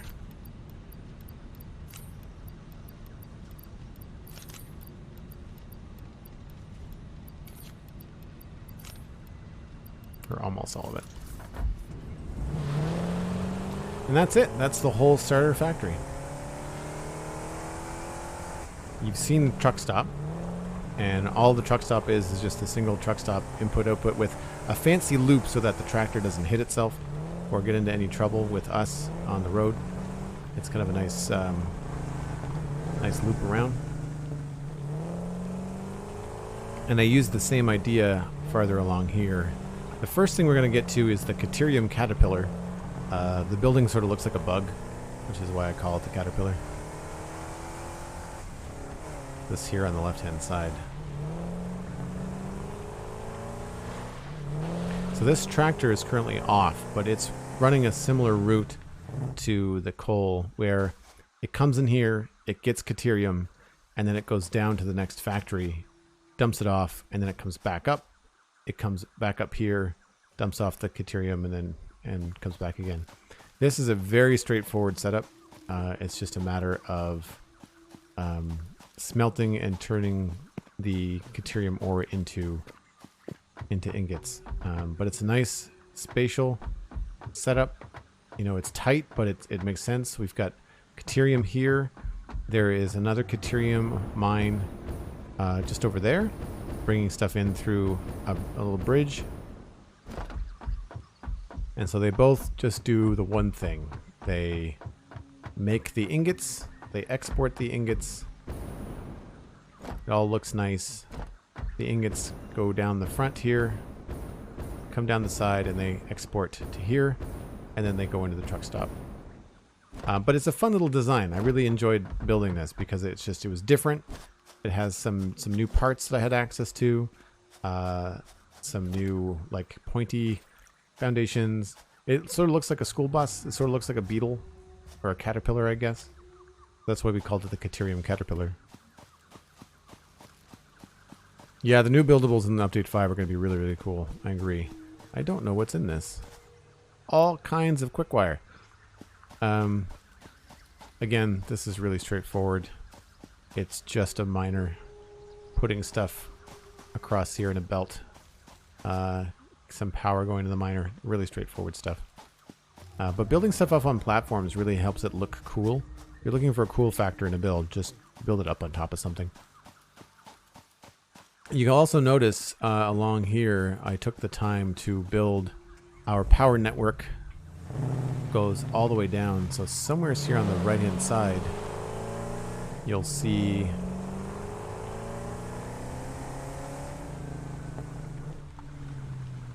yeah, there's the drop.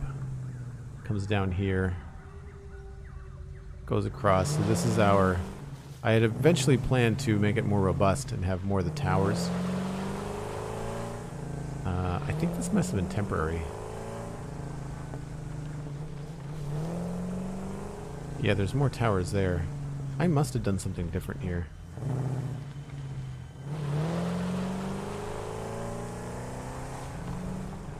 So the next stop, along this road is a combo, and I guess we'll park in here. So this is where the Keterium truck comes in. So the Keterium truck comes in here, and it would eventually drop its stuff off in one of these loading zones, which I believe is this first one. Nope, that's the unload. So it comes in here, it would drop off its Keterium ore, and that goes upstairs, and I'll show you where that goes.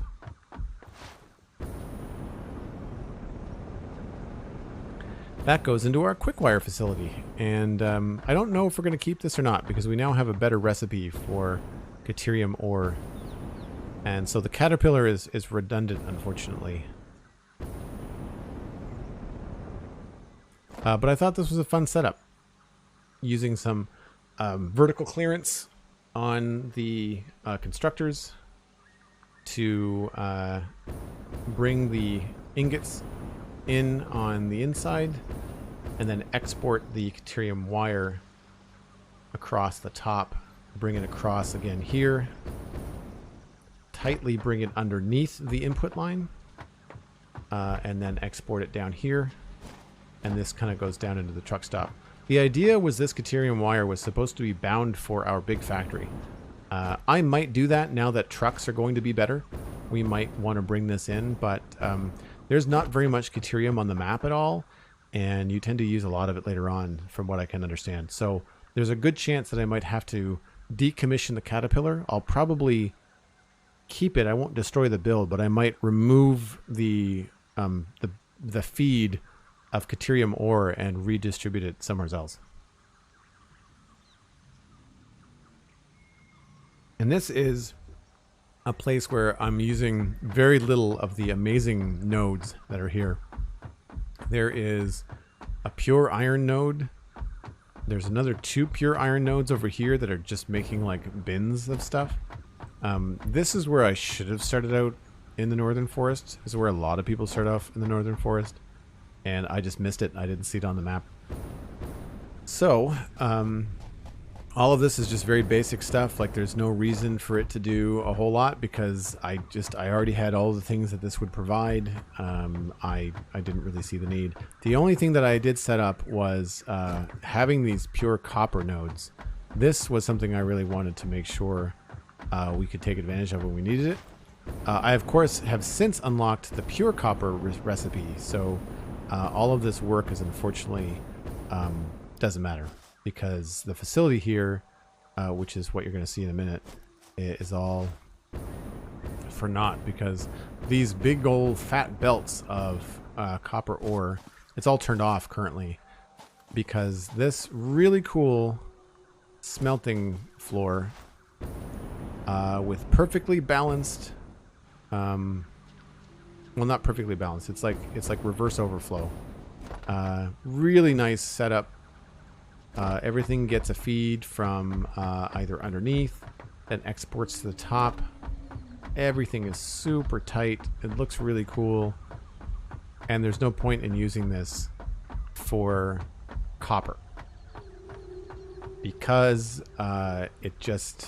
we have now pure copper, so we get more copper by using it in Refinery. So even though this looks cool, there's just no point to it.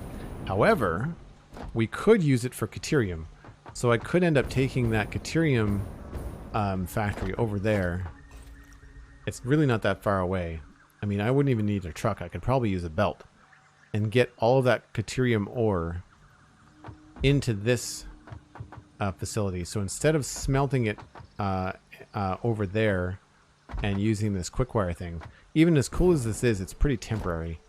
Then this, though, this could be used to smelt the Keterium, turn it into ingots, and then we could take the ingots and put them on a train and send them down to Devastator, which I think is probably going to be what I do. You can see where I kind of stopped building this, because I realized that after I discovered the alternate recipe that this was basically obsolete. So that's kind of where we are with that. The next stop down the line is actually across the way, because we have sulfur coming in as well.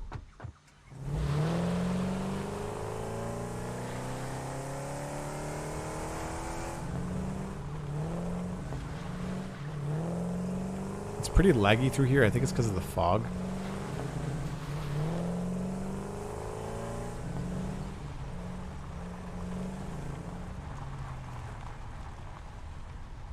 So this is what I called, I think it was called the Sulfur Blade.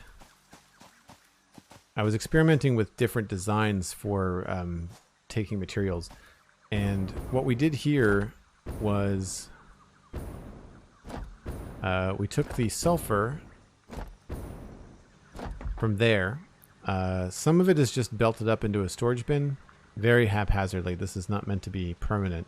But then this sulfur mine and the sulfur mine that's way up there is combined into these two lines, currently not being operated. But this is a really compact smelter. Sorry, is this Keterium? What's it supposed to be? Why is this all turned off? I thought this was supposed to be on.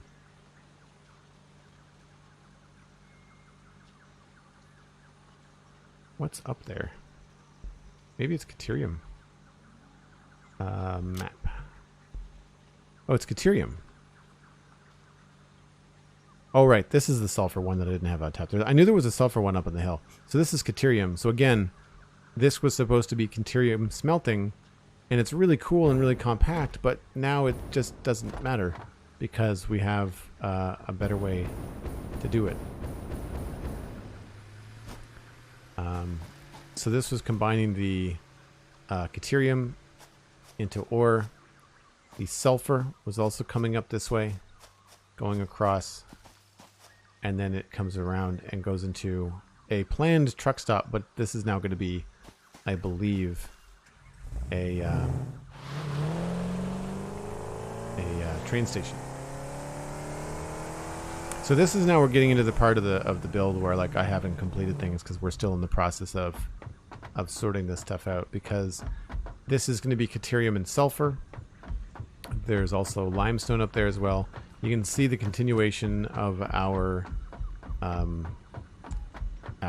telephone poles, and that powers not only the quartz factory, which again is not anything to shake a stick at. This is all very impermanent stuff. Sorry about the siren going by. Perforated Soldier, how's the build going? We haven't done any building today. This is the 150 sub celebratory factory tour. So we spent the first couple hours looking at the original Northern factory, and now we're just kind of like going through and dotting around and looking at some of the smaller builds on the way. Oh, thanks very much. Yeah, I appreciate that. So this is just the basic quartz. We're just putting it into bins. This is kind of where we get our crystals and our silica. This is about to be revamped because we need silica in our aluminum production. So this is where we're getting the quartz. Unless I can figure out a way to get the quartz in the Rocky Desert, but I don't know where it is. It must be in a cave somewhere. So yeah, that's the quartz. This is the original plan for the truck stop, but as I mentioned, I think this is going to be a train stop instead.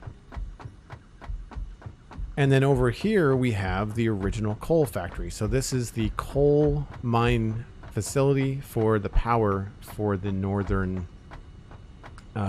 factory. And all it is just a couple of coal generators to get a little bit extra power. We've got the water extractors farther down there. Nothing's crazy, nothing you haven't already seen before. You can see them just in the distance there. So there's just a couple of water extractors that fuels these coal generators.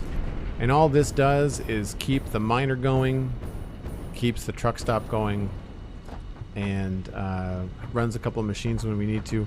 But this is all just coal that's kind of balanced out into getting the extractors what they need, or the coal generators what they need, and then the rest just goes into the truck. And this is what the tractor comes in and takes back to the northern base. So these builds are a little bit less cool because they've been they've just kind of like serve a purpose, and they've not been really touched since. Oh, thanks, Sweet Sandy. I'm glad you got some ideas. Love how you blend function and fashion. Thanks. I'm glad that you like the aesthetics. This is about the time when I started to looking at aesthetics and trying to make things look cool. One odd kind of case in point is that this is where I'm planning on running what looks like a raised monorail. So you can see where we've got plans to run the train. And I think we're going to run 2 tracks. We'll have it curve here. This is temporary. And then we'll have the train station be in here. And it will pick up raw quartz. And it will pick up probably concrete as well. And we'll bring that down to Devastator. Oh, sorry, it's going to pick up sulfur. And it's going to pick up Keterium as well. So the thing about that Keterium smelting bridge that I showed you that I really wish wasn't so redundant now is that it looks really cool. So from the side, it's a bridge that kind of connects the Keterium mine up there, brings everything across, and then smelts it along the way, and then shoots it out this way.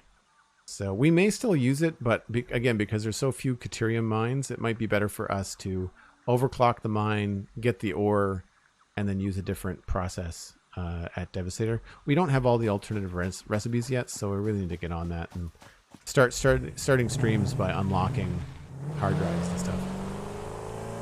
But those are all the other factory builds outside of going up and visiting the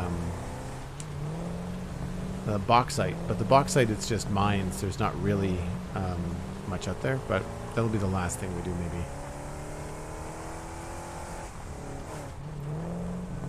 So this is the first of our trains. This is the Scavenger Train. If you've been watching my streams for a while, you've probably seen this on a break. I definitely tend to ride Scavenger on a break, which is actually what I'm going to do right now, seeing as it's getting dark. But down here is basically just a bunch of great nodes. So we've got pure iron, we've got pure limestone, we've got pure copper. All of these things are feeding the storage bins on the train, and this is then feeding Devastator via the Scavenger Train route, which is like 3 minutes and 20 seconds or something. Here comes... Oh, that's bauxite train. I need to take a look and see if the efficiency of this is right, though. I feel like what I need to do here is maybe add storage bins down here, and then have the storage bins back up, depending on how long it takes. I needed to do some math, I think, off stream and kind of figure out whether this is the most efficient way to do this. Right now, we're getting about a 3200 throughput, which is about right. It fills up on coal, and I'm pretty sure it fills up on copper before the train comes back. But just to ensure that that happens, it's something I need to double check. And put in some like fail safes and stuff. The other thing that's nice about this particular train stop here is that if we did decide to run that train route that I mentioned through this valley, then essentially the bridge to go across would probably happen right here. So we could have a train stop here if it needed to, or we could have it go by. It's already going to look pretty cool to have a train coming through here. So with the tracks already in place, it's more than likely how I'm going to get a train up to the main base. It's more than likely going to be probably several tracks. I had an idea for doing tracks instead of side by side. I thought it would be cool to do tracks on top of one another. So have the inbound on the low and the outbound on the high. I think that could be kind of cool. But as the sun is going down, it's time for another break here in the channel. If you're new, I take a break about once an hour, but with Satisfactory, we do it when it gets dark, which also happens to be about once an hour. So thanks again for hanging out for this long, folks. We are going to finish up the tour with Devastator and also the bauxite mine up in the Red Forest. So just hold on to your nuggets, and I will be back in just a few minutes.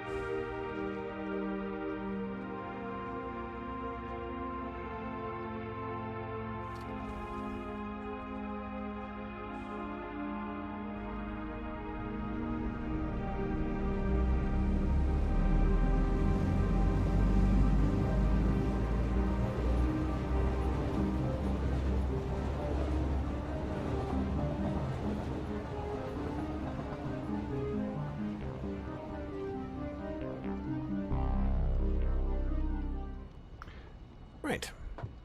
So one of the reasons why this is such a temporary place is because, as I mentioned, I want to bring train probably down through this canyon. And that might result in this train station moving a little bit to the left, moving a little bit to the right, maybe even moving up or down, I'm not sure. And so that's why I haven't like finished off the walls or done anything cool decoration wise, is because this is strictly at the moment just like a resource thing. And I don't know where the bridge is going to be. I feel like it might run across here, but I feel like it might also be benefit from being a little bit more to the left. We need to make sure that the trains can get around each other as well. Because right now trains don't collide, but the devs have said that eventually they will. So I'm planning on 2 tracks at any rate. Down below, it's nothing too fancy. It's just a bunch of belts and balancing, getting everything into a nice orderly kind of set of belts to then make it easy to say like this goes to that car, this goes to that car, etc. But we've got lots of room down here to play with and move things around, which is why I wanted to set this up in such a way. These are just the 2 coal nodes over there, plus the copper and the iron, all kind of combining into one big belt system. So again, I plan to revisit this when we have an opportunity to set up that train going all the way to the home base. And now that I know we have to travel back and forth to the northern factory so much, I feel like a train is going to save us a lot of time in the long run. This is obviously just full of stuff hanging out for no reason. But yeah, I really feel like this quartz monorail system up here on the left, the sketch that I have in there, I think it would look cool to have a train going above the middle of the road. That would go up and get the quartz and bring it back down to Devastator. So having 2 train tracks going across there. And then we would have to turn this very simple train junction into a full roundabout, because we'd have to make sure that trains could come in and out from all 4 directions and then combine into what has now become one of my favorite parts of all of this, which is this cool train approach to the major train station and, of course, Devastator in the background.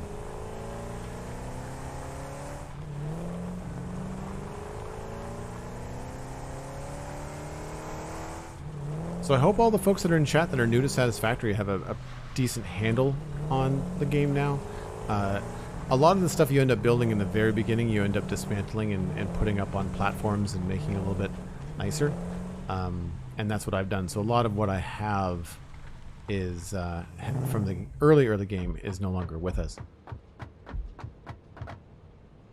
One thing I get now is I need to think bigger, much bigger. Yeah, for sure, Sweet Sandy. Yeah, you absolutely... It's like when someone made a comment earlier, like when you think you've got enough screws, you don't make more screws. It's the same thing with space. When you think you've got enough space, quadruple it. And even then give yourself some wiggle room. So things like this, like all this is just the miners. And it just looks cool. It was worth it to build it up and have a nice, easy way to get them all together. Tighten up the belts, have it look cool, have it go underneath the train platform, have a design and all that kind of stuff. So these kind of things are really fun to do. I like to practice, the building and using different decoration techniques and just trying to mess around with different parts on little inconsequential builds like this. They're not part of a greater build. They're just little things. Using the top of gate walls to make it look like a railing. Like just little things like this are a lot of fun to mess around with. And plus you can look back at it and say, iron building. I know what's in there. I spent 2 hours building this. I absolutely know what's happening inside. So that's always fun. But all this is a planned major train station. This is our personal construction train. So this is just like we drive this around. And then we've got Scavenger and Mixmaster currently running. We have a, this is not named, but eventually it will be another Constructicon, as with that one as well. We have the ability to add a second floor as well. So you can see here where I've planned the ability for trains to then exit from the top floor or enter the top floor and go into train stations on the top. What I didn't anticipate, though, was just how much room we need to run these belts. And so this is becoming a real problem. This is not what I wanted when I first designed this. It feels very convoluted. And I was hoping for something clean like this underneath, but what we end up with, it looks clean underneath as far as the belts go, but it's the process of getting everything down here that's really rough. So not the biggest fan of that. But all of this is essentially the trains that are going to be coming into the station that are going to feed the main bus. And the main bus is all of these belts that are heading down the mouth of the Devastator factory. I call this the maw because it looks like it's consuming the world, and I find it very amusing. So in here we have a bunch of things. We're on the copper line. We've got bauxite coming in, we've got copper coming in, we've got iron coming in on the right, and it's all being made into the basic materials. So this is the scaled up version of what we saw at the northern factory. We had 8 smelters, we had, 8 or a dozen constructors doing different things. So in here, for the copper, we've got not 8 smelters. We've got more like 30, I think. Hold on. 5, 10, 15. Yeah, there's 30. So there's 30 smelters in here just pumping out copper ingots. Most of which are going into an awesome sink. The rest are just being temporarily made into parts. So this is where I'm just saving myself the trip back to the OG factory and just getting cable and copper sheets and all that kind of stuff. So we also have plans for 3rd floor. So these 2 big pieces of Devastator, which for people that haven't been watching, I'm modeling the factory after Devastator. These 2 big parts here are kind of like modeled after his legs. And so these are going to be the smelting legs of the factory. So the first thing that happens is that you get all the raw ore comes in and it's going to be belted off into the smelting factories. You can see the copper comes in. Where does it come in? I think it's underneath everything. Yeah, I think it's underneath this. Anyway, comes in there and it gets turned into all this. Now, the other thing we have going on is we've got iron and copper coming in from over there. And we unlocked the pure copper recipe. So, in addition to all these smelters for copper, we have all of these refineries. And they're not on because we can't power them at the moment. But this is currently the way that we're making all of our copper, or all of our copper that's eventually going to mean something. And that is with copper ore and water. And that is all being brought in by a conveyor belt over here. Listener to the Spawn Chunks and decided to pop in and say hi. Hello, Who Starts TV. Good to see you. Thanks so much. I'm glad that you enjoyed the Spawn Chunks. Do you think you'll be going back to the realign everything once soft clearance is a thing in Update 5? Realign everything, you mean back at the train station? I'm not sure what you mean by realign. So here we've got limestone, copper, and iron all coming in from nodes there, one over there. So all of the stuff is just being belted in. There's nothing really to see over there, just belts coming in. And then, of course, we've got water extractors that are hiding down there. And this is kind of like a nice kind of clean belt, bringing the water in low, bringing the belts in high, taking the power out that way, all in one big stretch. I like doing this kind of stuff. I find it very fun to do that. And then we've got the water coming up through the floor because we can clip that stuff. And that is providing the water for all of these refineries. And these are doing the, I think it's the reverse overflow method. Yeah. So essentially, I could just run everything into the front and call it done. But it makes it a little bit more efficient to split it in half and run the first half of the refineries this way, and then take this belt, run it all the way to the end, and then loop it back, and then they finish in the middle. So you can see they're not connected here. So this half is powered by the top belt, and this half is powered by the supplied by the bottom belt. And that's how everything works. That's how I set this whole thing up.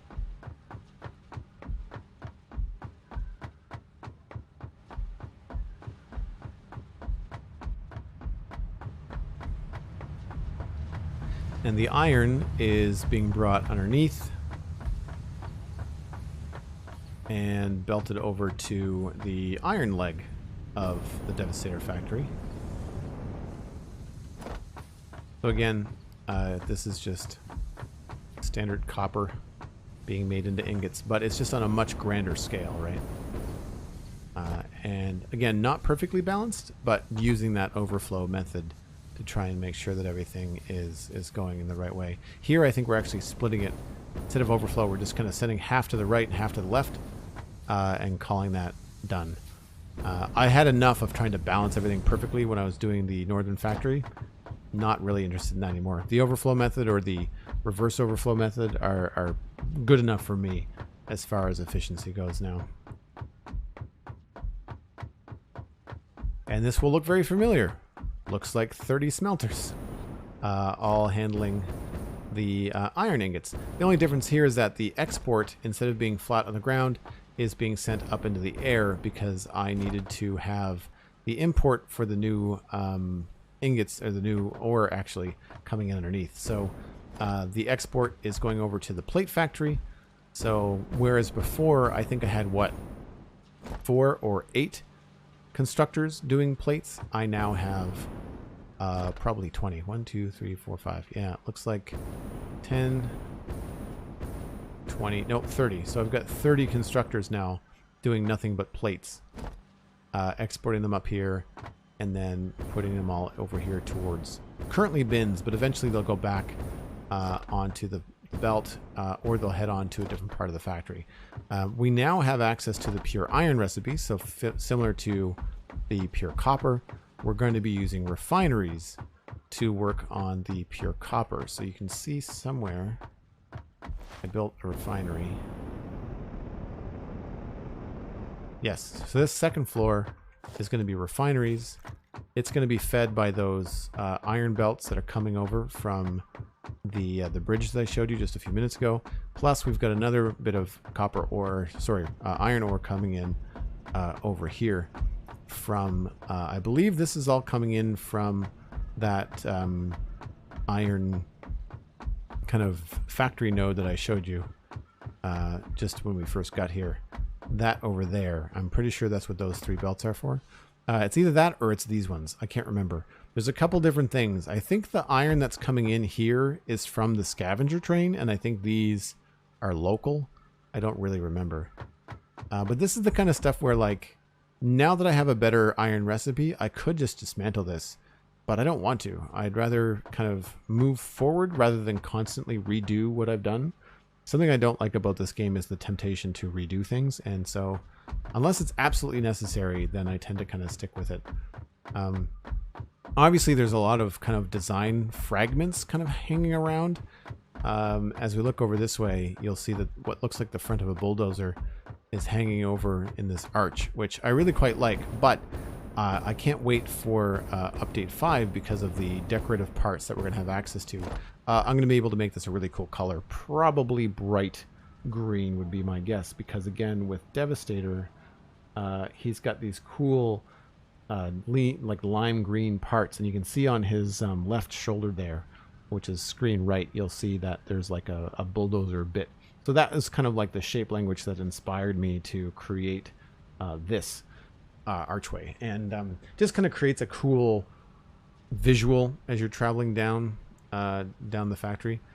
We don't really have anything else going on over here, so at this stage of the game we kind of leapfrogged into needing aluminum for better belts, and so we had to transition into aluminum production, which is where we've been at the last little while in the production. Again, you can see chest plate idea. It's going to be much larger. That's an initial sketch. I think we're going to have to make that a lot bigger, and new base parts coming in update 5 again will make that a lot easier. I don't want to waste a lot of time noodling with parts, knowing that I'm going to have so many more options in update 5. And here we have what will be the storage room. Same idea as the one that I designed for the Metroplex experimental playthrough. We're going to have the belts, input belts coming up along here. Each one of these is going to be a smart splitter, and it is going to put the item of choice into this bin. It's going to wrap around and then go down into the bottom one by wrapping around again on the back here. Overkill, it just looks cool. It's just because I just like the look of this as a storage room. I think it looks very industrial and very high-tech and all that kind of stuff. So eventually we're just going to have a bin for all of the different products that we need. So the idea that I was mentioning before about having a train going to the original base, I think I might want to have a train come in here. Even if it's just a single lane, we could have it exit underground. But even if it comes in as a single lane here, it could then unload kind of like in, I don't know if we can see it. I have a wall here. Oh yeah. So this space here could be like unloading the train. And then all of the different parts could go up into our storage system. And that way the original factory in the north could be still used and not just useless stuff, you know, in the world. We could belt it all out and put it into the train, which could be very, very cool. This is a temporary setup here at the back. This is biofuel for our vehicles and paint gun parts for base decoration. It's all just manual. I have to bring in the wood and the leaves and all the other components. And it is just a series of smart splitters and constructors that just make the various things. So you put the raw materials in here, you get biofuel out, and you get paint canisters out as well. And that's all. The biofuel is run through these refineries, but it has to go from like logs into solid fuel, and then it has to go into like efficient biofuel, and then this is combined with water from these pumps out the back and turned into biofuel. And again, this is not staying here. What needs to happen here is going to be the same thing that's happening over on this side, which is a series of what are these called? Liquid buffers? No. They're called fluid buffers. So industrial fluid buffers. We need to have 40 of these. So we're going to put almost 21 on this side and then like 20 on that side. And that's going to be fueled by these pipes that are coming in from the back. And I'll get to that. This is what remains of our temporary aluminum setup. We are going to have to eventually recreate this aluminum factory and how it creates, takes the copper and puts everything into the assemblers to make the aluminum, what are they called? Sheets? Alclad aluminum sheets. So that's what this is doing. And this again is one of those manual things where like you have to manually input the ingredients, which are aluminum ingots and copper ingots, and we get the sheets. So we have enough now for belts and for construction, so I'm not too worried about this. But this is going to go up on the third floor, kind of like up here. Because the last few weeks, as you've probably, if you've been hanging out in my streams the last little while, when we're actually building, this is what we have been working on for quite a while. This is the aluminum setup. And so all of the water that's coming in comes in the back here, and it gets routed around. A couple of pipes go left and right, and then this top pipe goes all the way around and provides water for this other side. Now this is unfortunately a system that backs up on me and fails. I don't know how to fix it yet. I might have to reduce the amount of water coming in, because what's happening is this pipe here is backing up and it's causing the scrap machines to stop. They're freezing, which is unfortunate. So right here you'll notice that this is not making anything because it's full of water. There's nowhere for the excess water to go. I thought I did the calculations right. I thought that I was able to control the water coming in here. But I think what I need to do is maybe put a valve going in a specific direction. I might actually have to restrict this flow somehow, if possible, and just kind of see what I need to do in terms of the math, in terms of how much each thing needs. And that will hopefully mean that these refineries here will use the water that's backing up on the scrap machines. But I'm pretty happy with the way that this looks. It's a very tight design now. We've got the pipes coming in here, exporting all of the alumina solution. They then just kind of branch off left and right into these 7 refineries here. And then when they are rocking and rolling, the export of the scrap is all vertical, happening on the left and the right here. And then if you go up here, this is where all the scrap goes down into the foundries, combined with the silica, and will eventually be making aluminum ingots. We have not got there yet. That's kind of where we're stuck. You can see the silica is piling up. We don't have the scrap. The buildings are full in some cases, but we just don't have the ability to... Oh wait, this is missing an access point. I noticed a mistake. Glad I did the tour.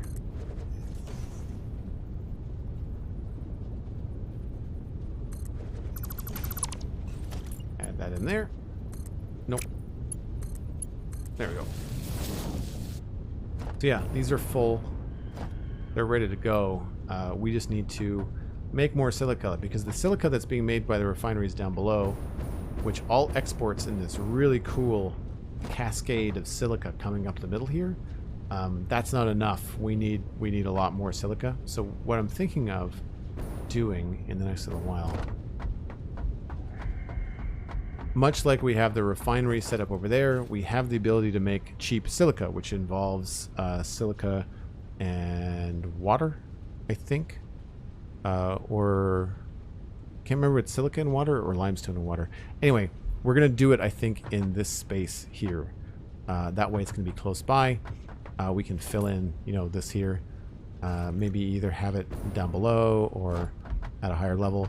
I want to make sure I also consider the design of everything, and I want to have some space around here.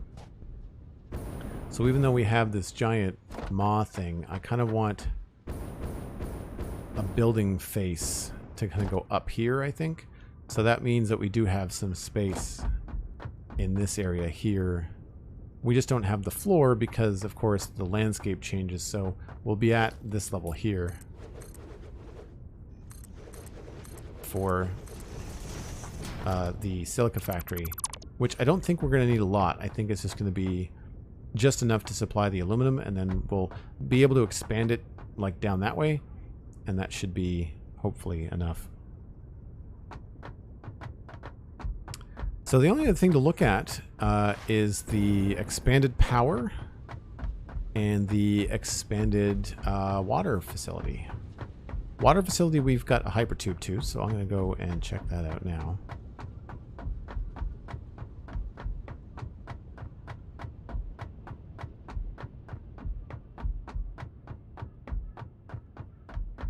And these are the most recent additions, actually. The aluminum, the water, the expandable water facility, which, again, not decorated, will be eventually. I'm holding off on a lot of decorative ideas just because I want to be able to play with those new decorative pieces. But I did install a hypertube out here because this is a long walk to go get to the water facility. So this will eventually provide, I hope, all of the water for Devastator. It won't be enough for nuclear power, but I don't plan on doing nuclear power here if I get that far. This is a very expandable design, so I'm really happy with it. We'll be able to either go up or maybe make it wider. It all just depends on what we need. But each one of these bays can house 10 water extractors. So I would consider this little strip a bay. So there's 5 on each side. They fill up the pipe, and then they jump on here, and away they go. And so over here, same thing. Another 5, another pipe. So then we can mirror that again and just keep on going until we reach the other end down there. And we can also do the exact same thing over here. So we have room for an absolute crap ton of water. So we have no worries about water for the base. It's just a matter of expanding, doing a little bit of math when we need it, and we're good to go. Eventually, I want to create... I'm thinking about, like, mirroring this arch and maybe creating some sort of dome here would be cool. Or have it be open, like have it be like a half dome. Like it goes up to here, and then there's an open space, and then have another half dome that goes up to there. I think that would be very, very cool. I like the idea of having a few separate buildings so that I can stretch my creative legs and not have to be restricted to the Devastator. I might look up other Decepticon Transformers and model, like try to find a water, you know, like Scourge. I think he was a hovercraft. I might try to do some cool stuff like that. That would be a lot of fun from a design perspective. Just keep on the Transformer theme, you know. The other thing is the power, and for that we need a vehicle. Oh no, wait, I missed that bit. Can you just repeat that again? Like the whole thing from the start? Nice, Cosmic. Hello, welcome in. How's it going? There's a VOD for that. Smarty pants. So we're gonna go look at the last build in the tour, which is the expanded power facility down at the new oil setup. This will eventually be a very large fuel power or diluted fuel power facility, but we don't have the alternate recipe yet. We have diluted packaged fuel, but that adds a complicated step, and I'd really like to get to just diluted fuel if I can. But that involves going through a lot of hard drives and searching the area and trying to figure out what's what. All this is here on the right is the other end of the water facility, so you can see how far it stretches. I might give myself just a little bit more room now that I look at that.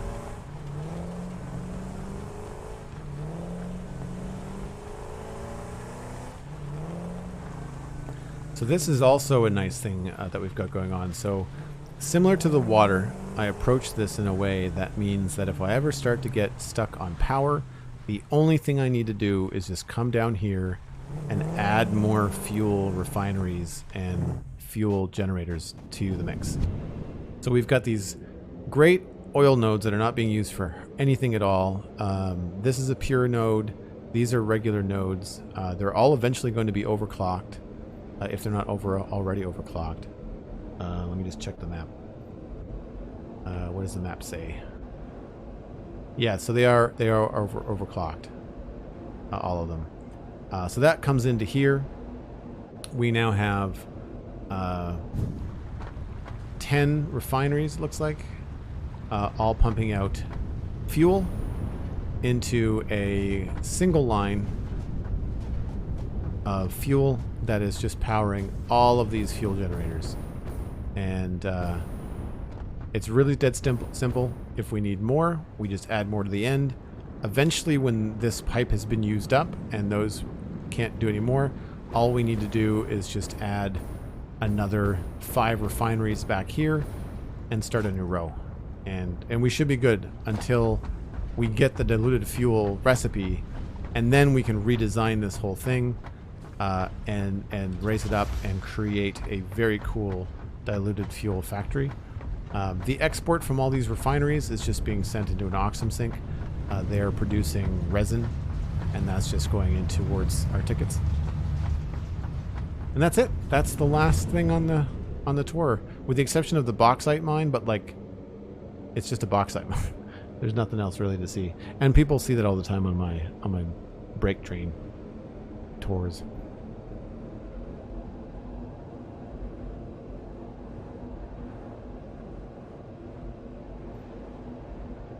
Yeah, I'm pretty happy with the way this has gone over the last little while. It's been a lot of fun.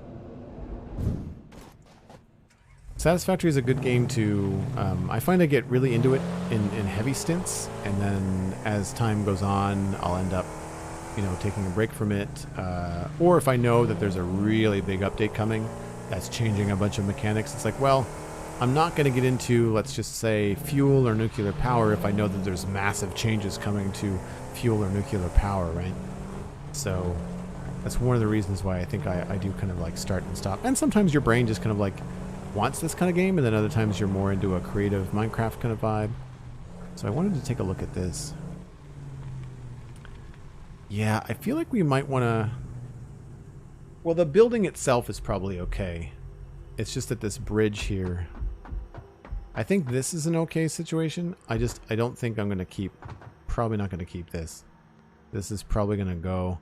If I need to bring a road in here, I'm probably going to make sure that we have enough space between this geological feature and the building. I don't want it to be that tight. It looks a little bit silly. Come over here. And I'm not a big fan of all these floating platforms. Eventually, if we decide to run a train down this way or whatever we do, I'll make it a permanent designed sort of situation. May have only been here for 4 minutes or so, but I've seen most across many streams. This is fantastic and impressive and setup. Well, thanks very much. Appreciate that. 500 hours. Yes, we are past it. We started the stream at 498. And I've been streaming for almost 3, so we are into 500 hours now on this save. And you can sort of see like where I've mapped out where the building is going to go and all that kind of stuff. Turn this around so we're ready to go. And speaking of more refineries that are now redundant, we now have all of these things set up. I'm not going to rip them out. I'm going to use them as they are. Because it's too much. It looks too cool. I'd rather move forward with the game rather than completely redo things. But this is just another set of smelters for all of the iron and all the copper that we currently have out the back of the base. And that's all that is.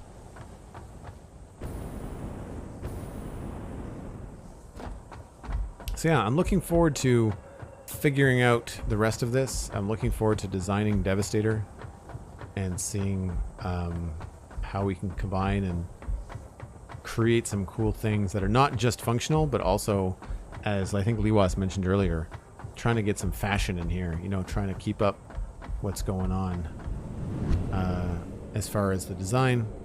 Obviously, when you're in Devastator these days, it's very much a work in progress. There are some solid ideas, like the storage room, but then there's also some stuff that...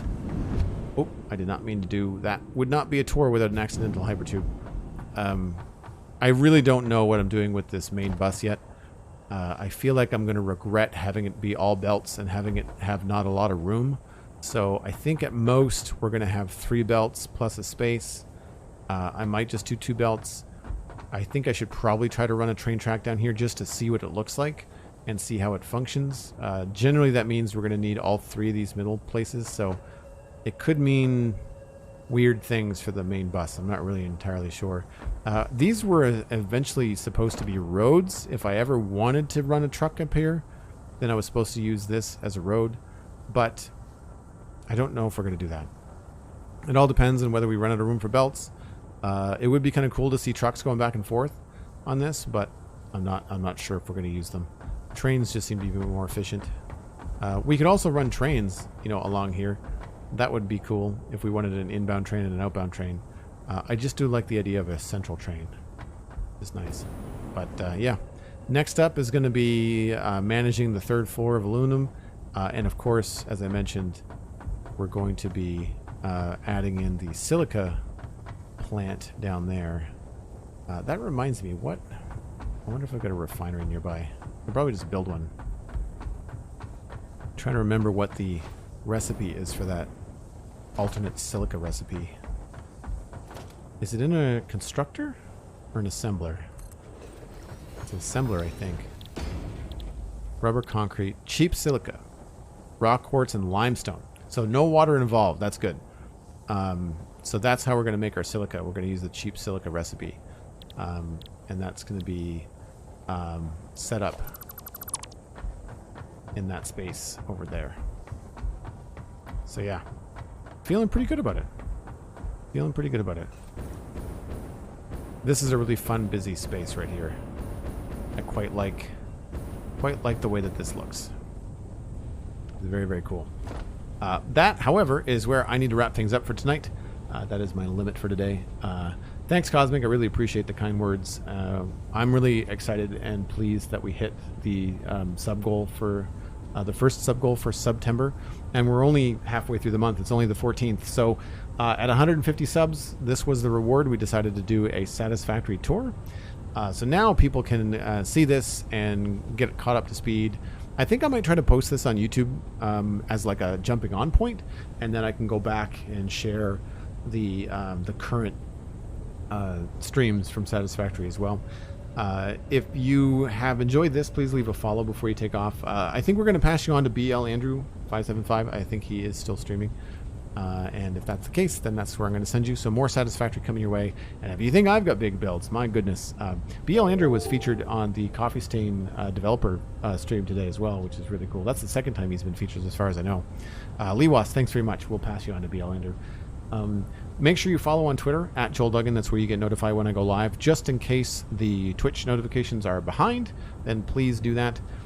You can also join the Discord. So if you used a tier 1 sub, which are 20% off right now, if you used your Prime Gaming sub, or if you wanted to join the Patreon, which is only $2 a month, then Joel Duggan at Patreon, patreon.com/Joel Duggan, I guess, rather.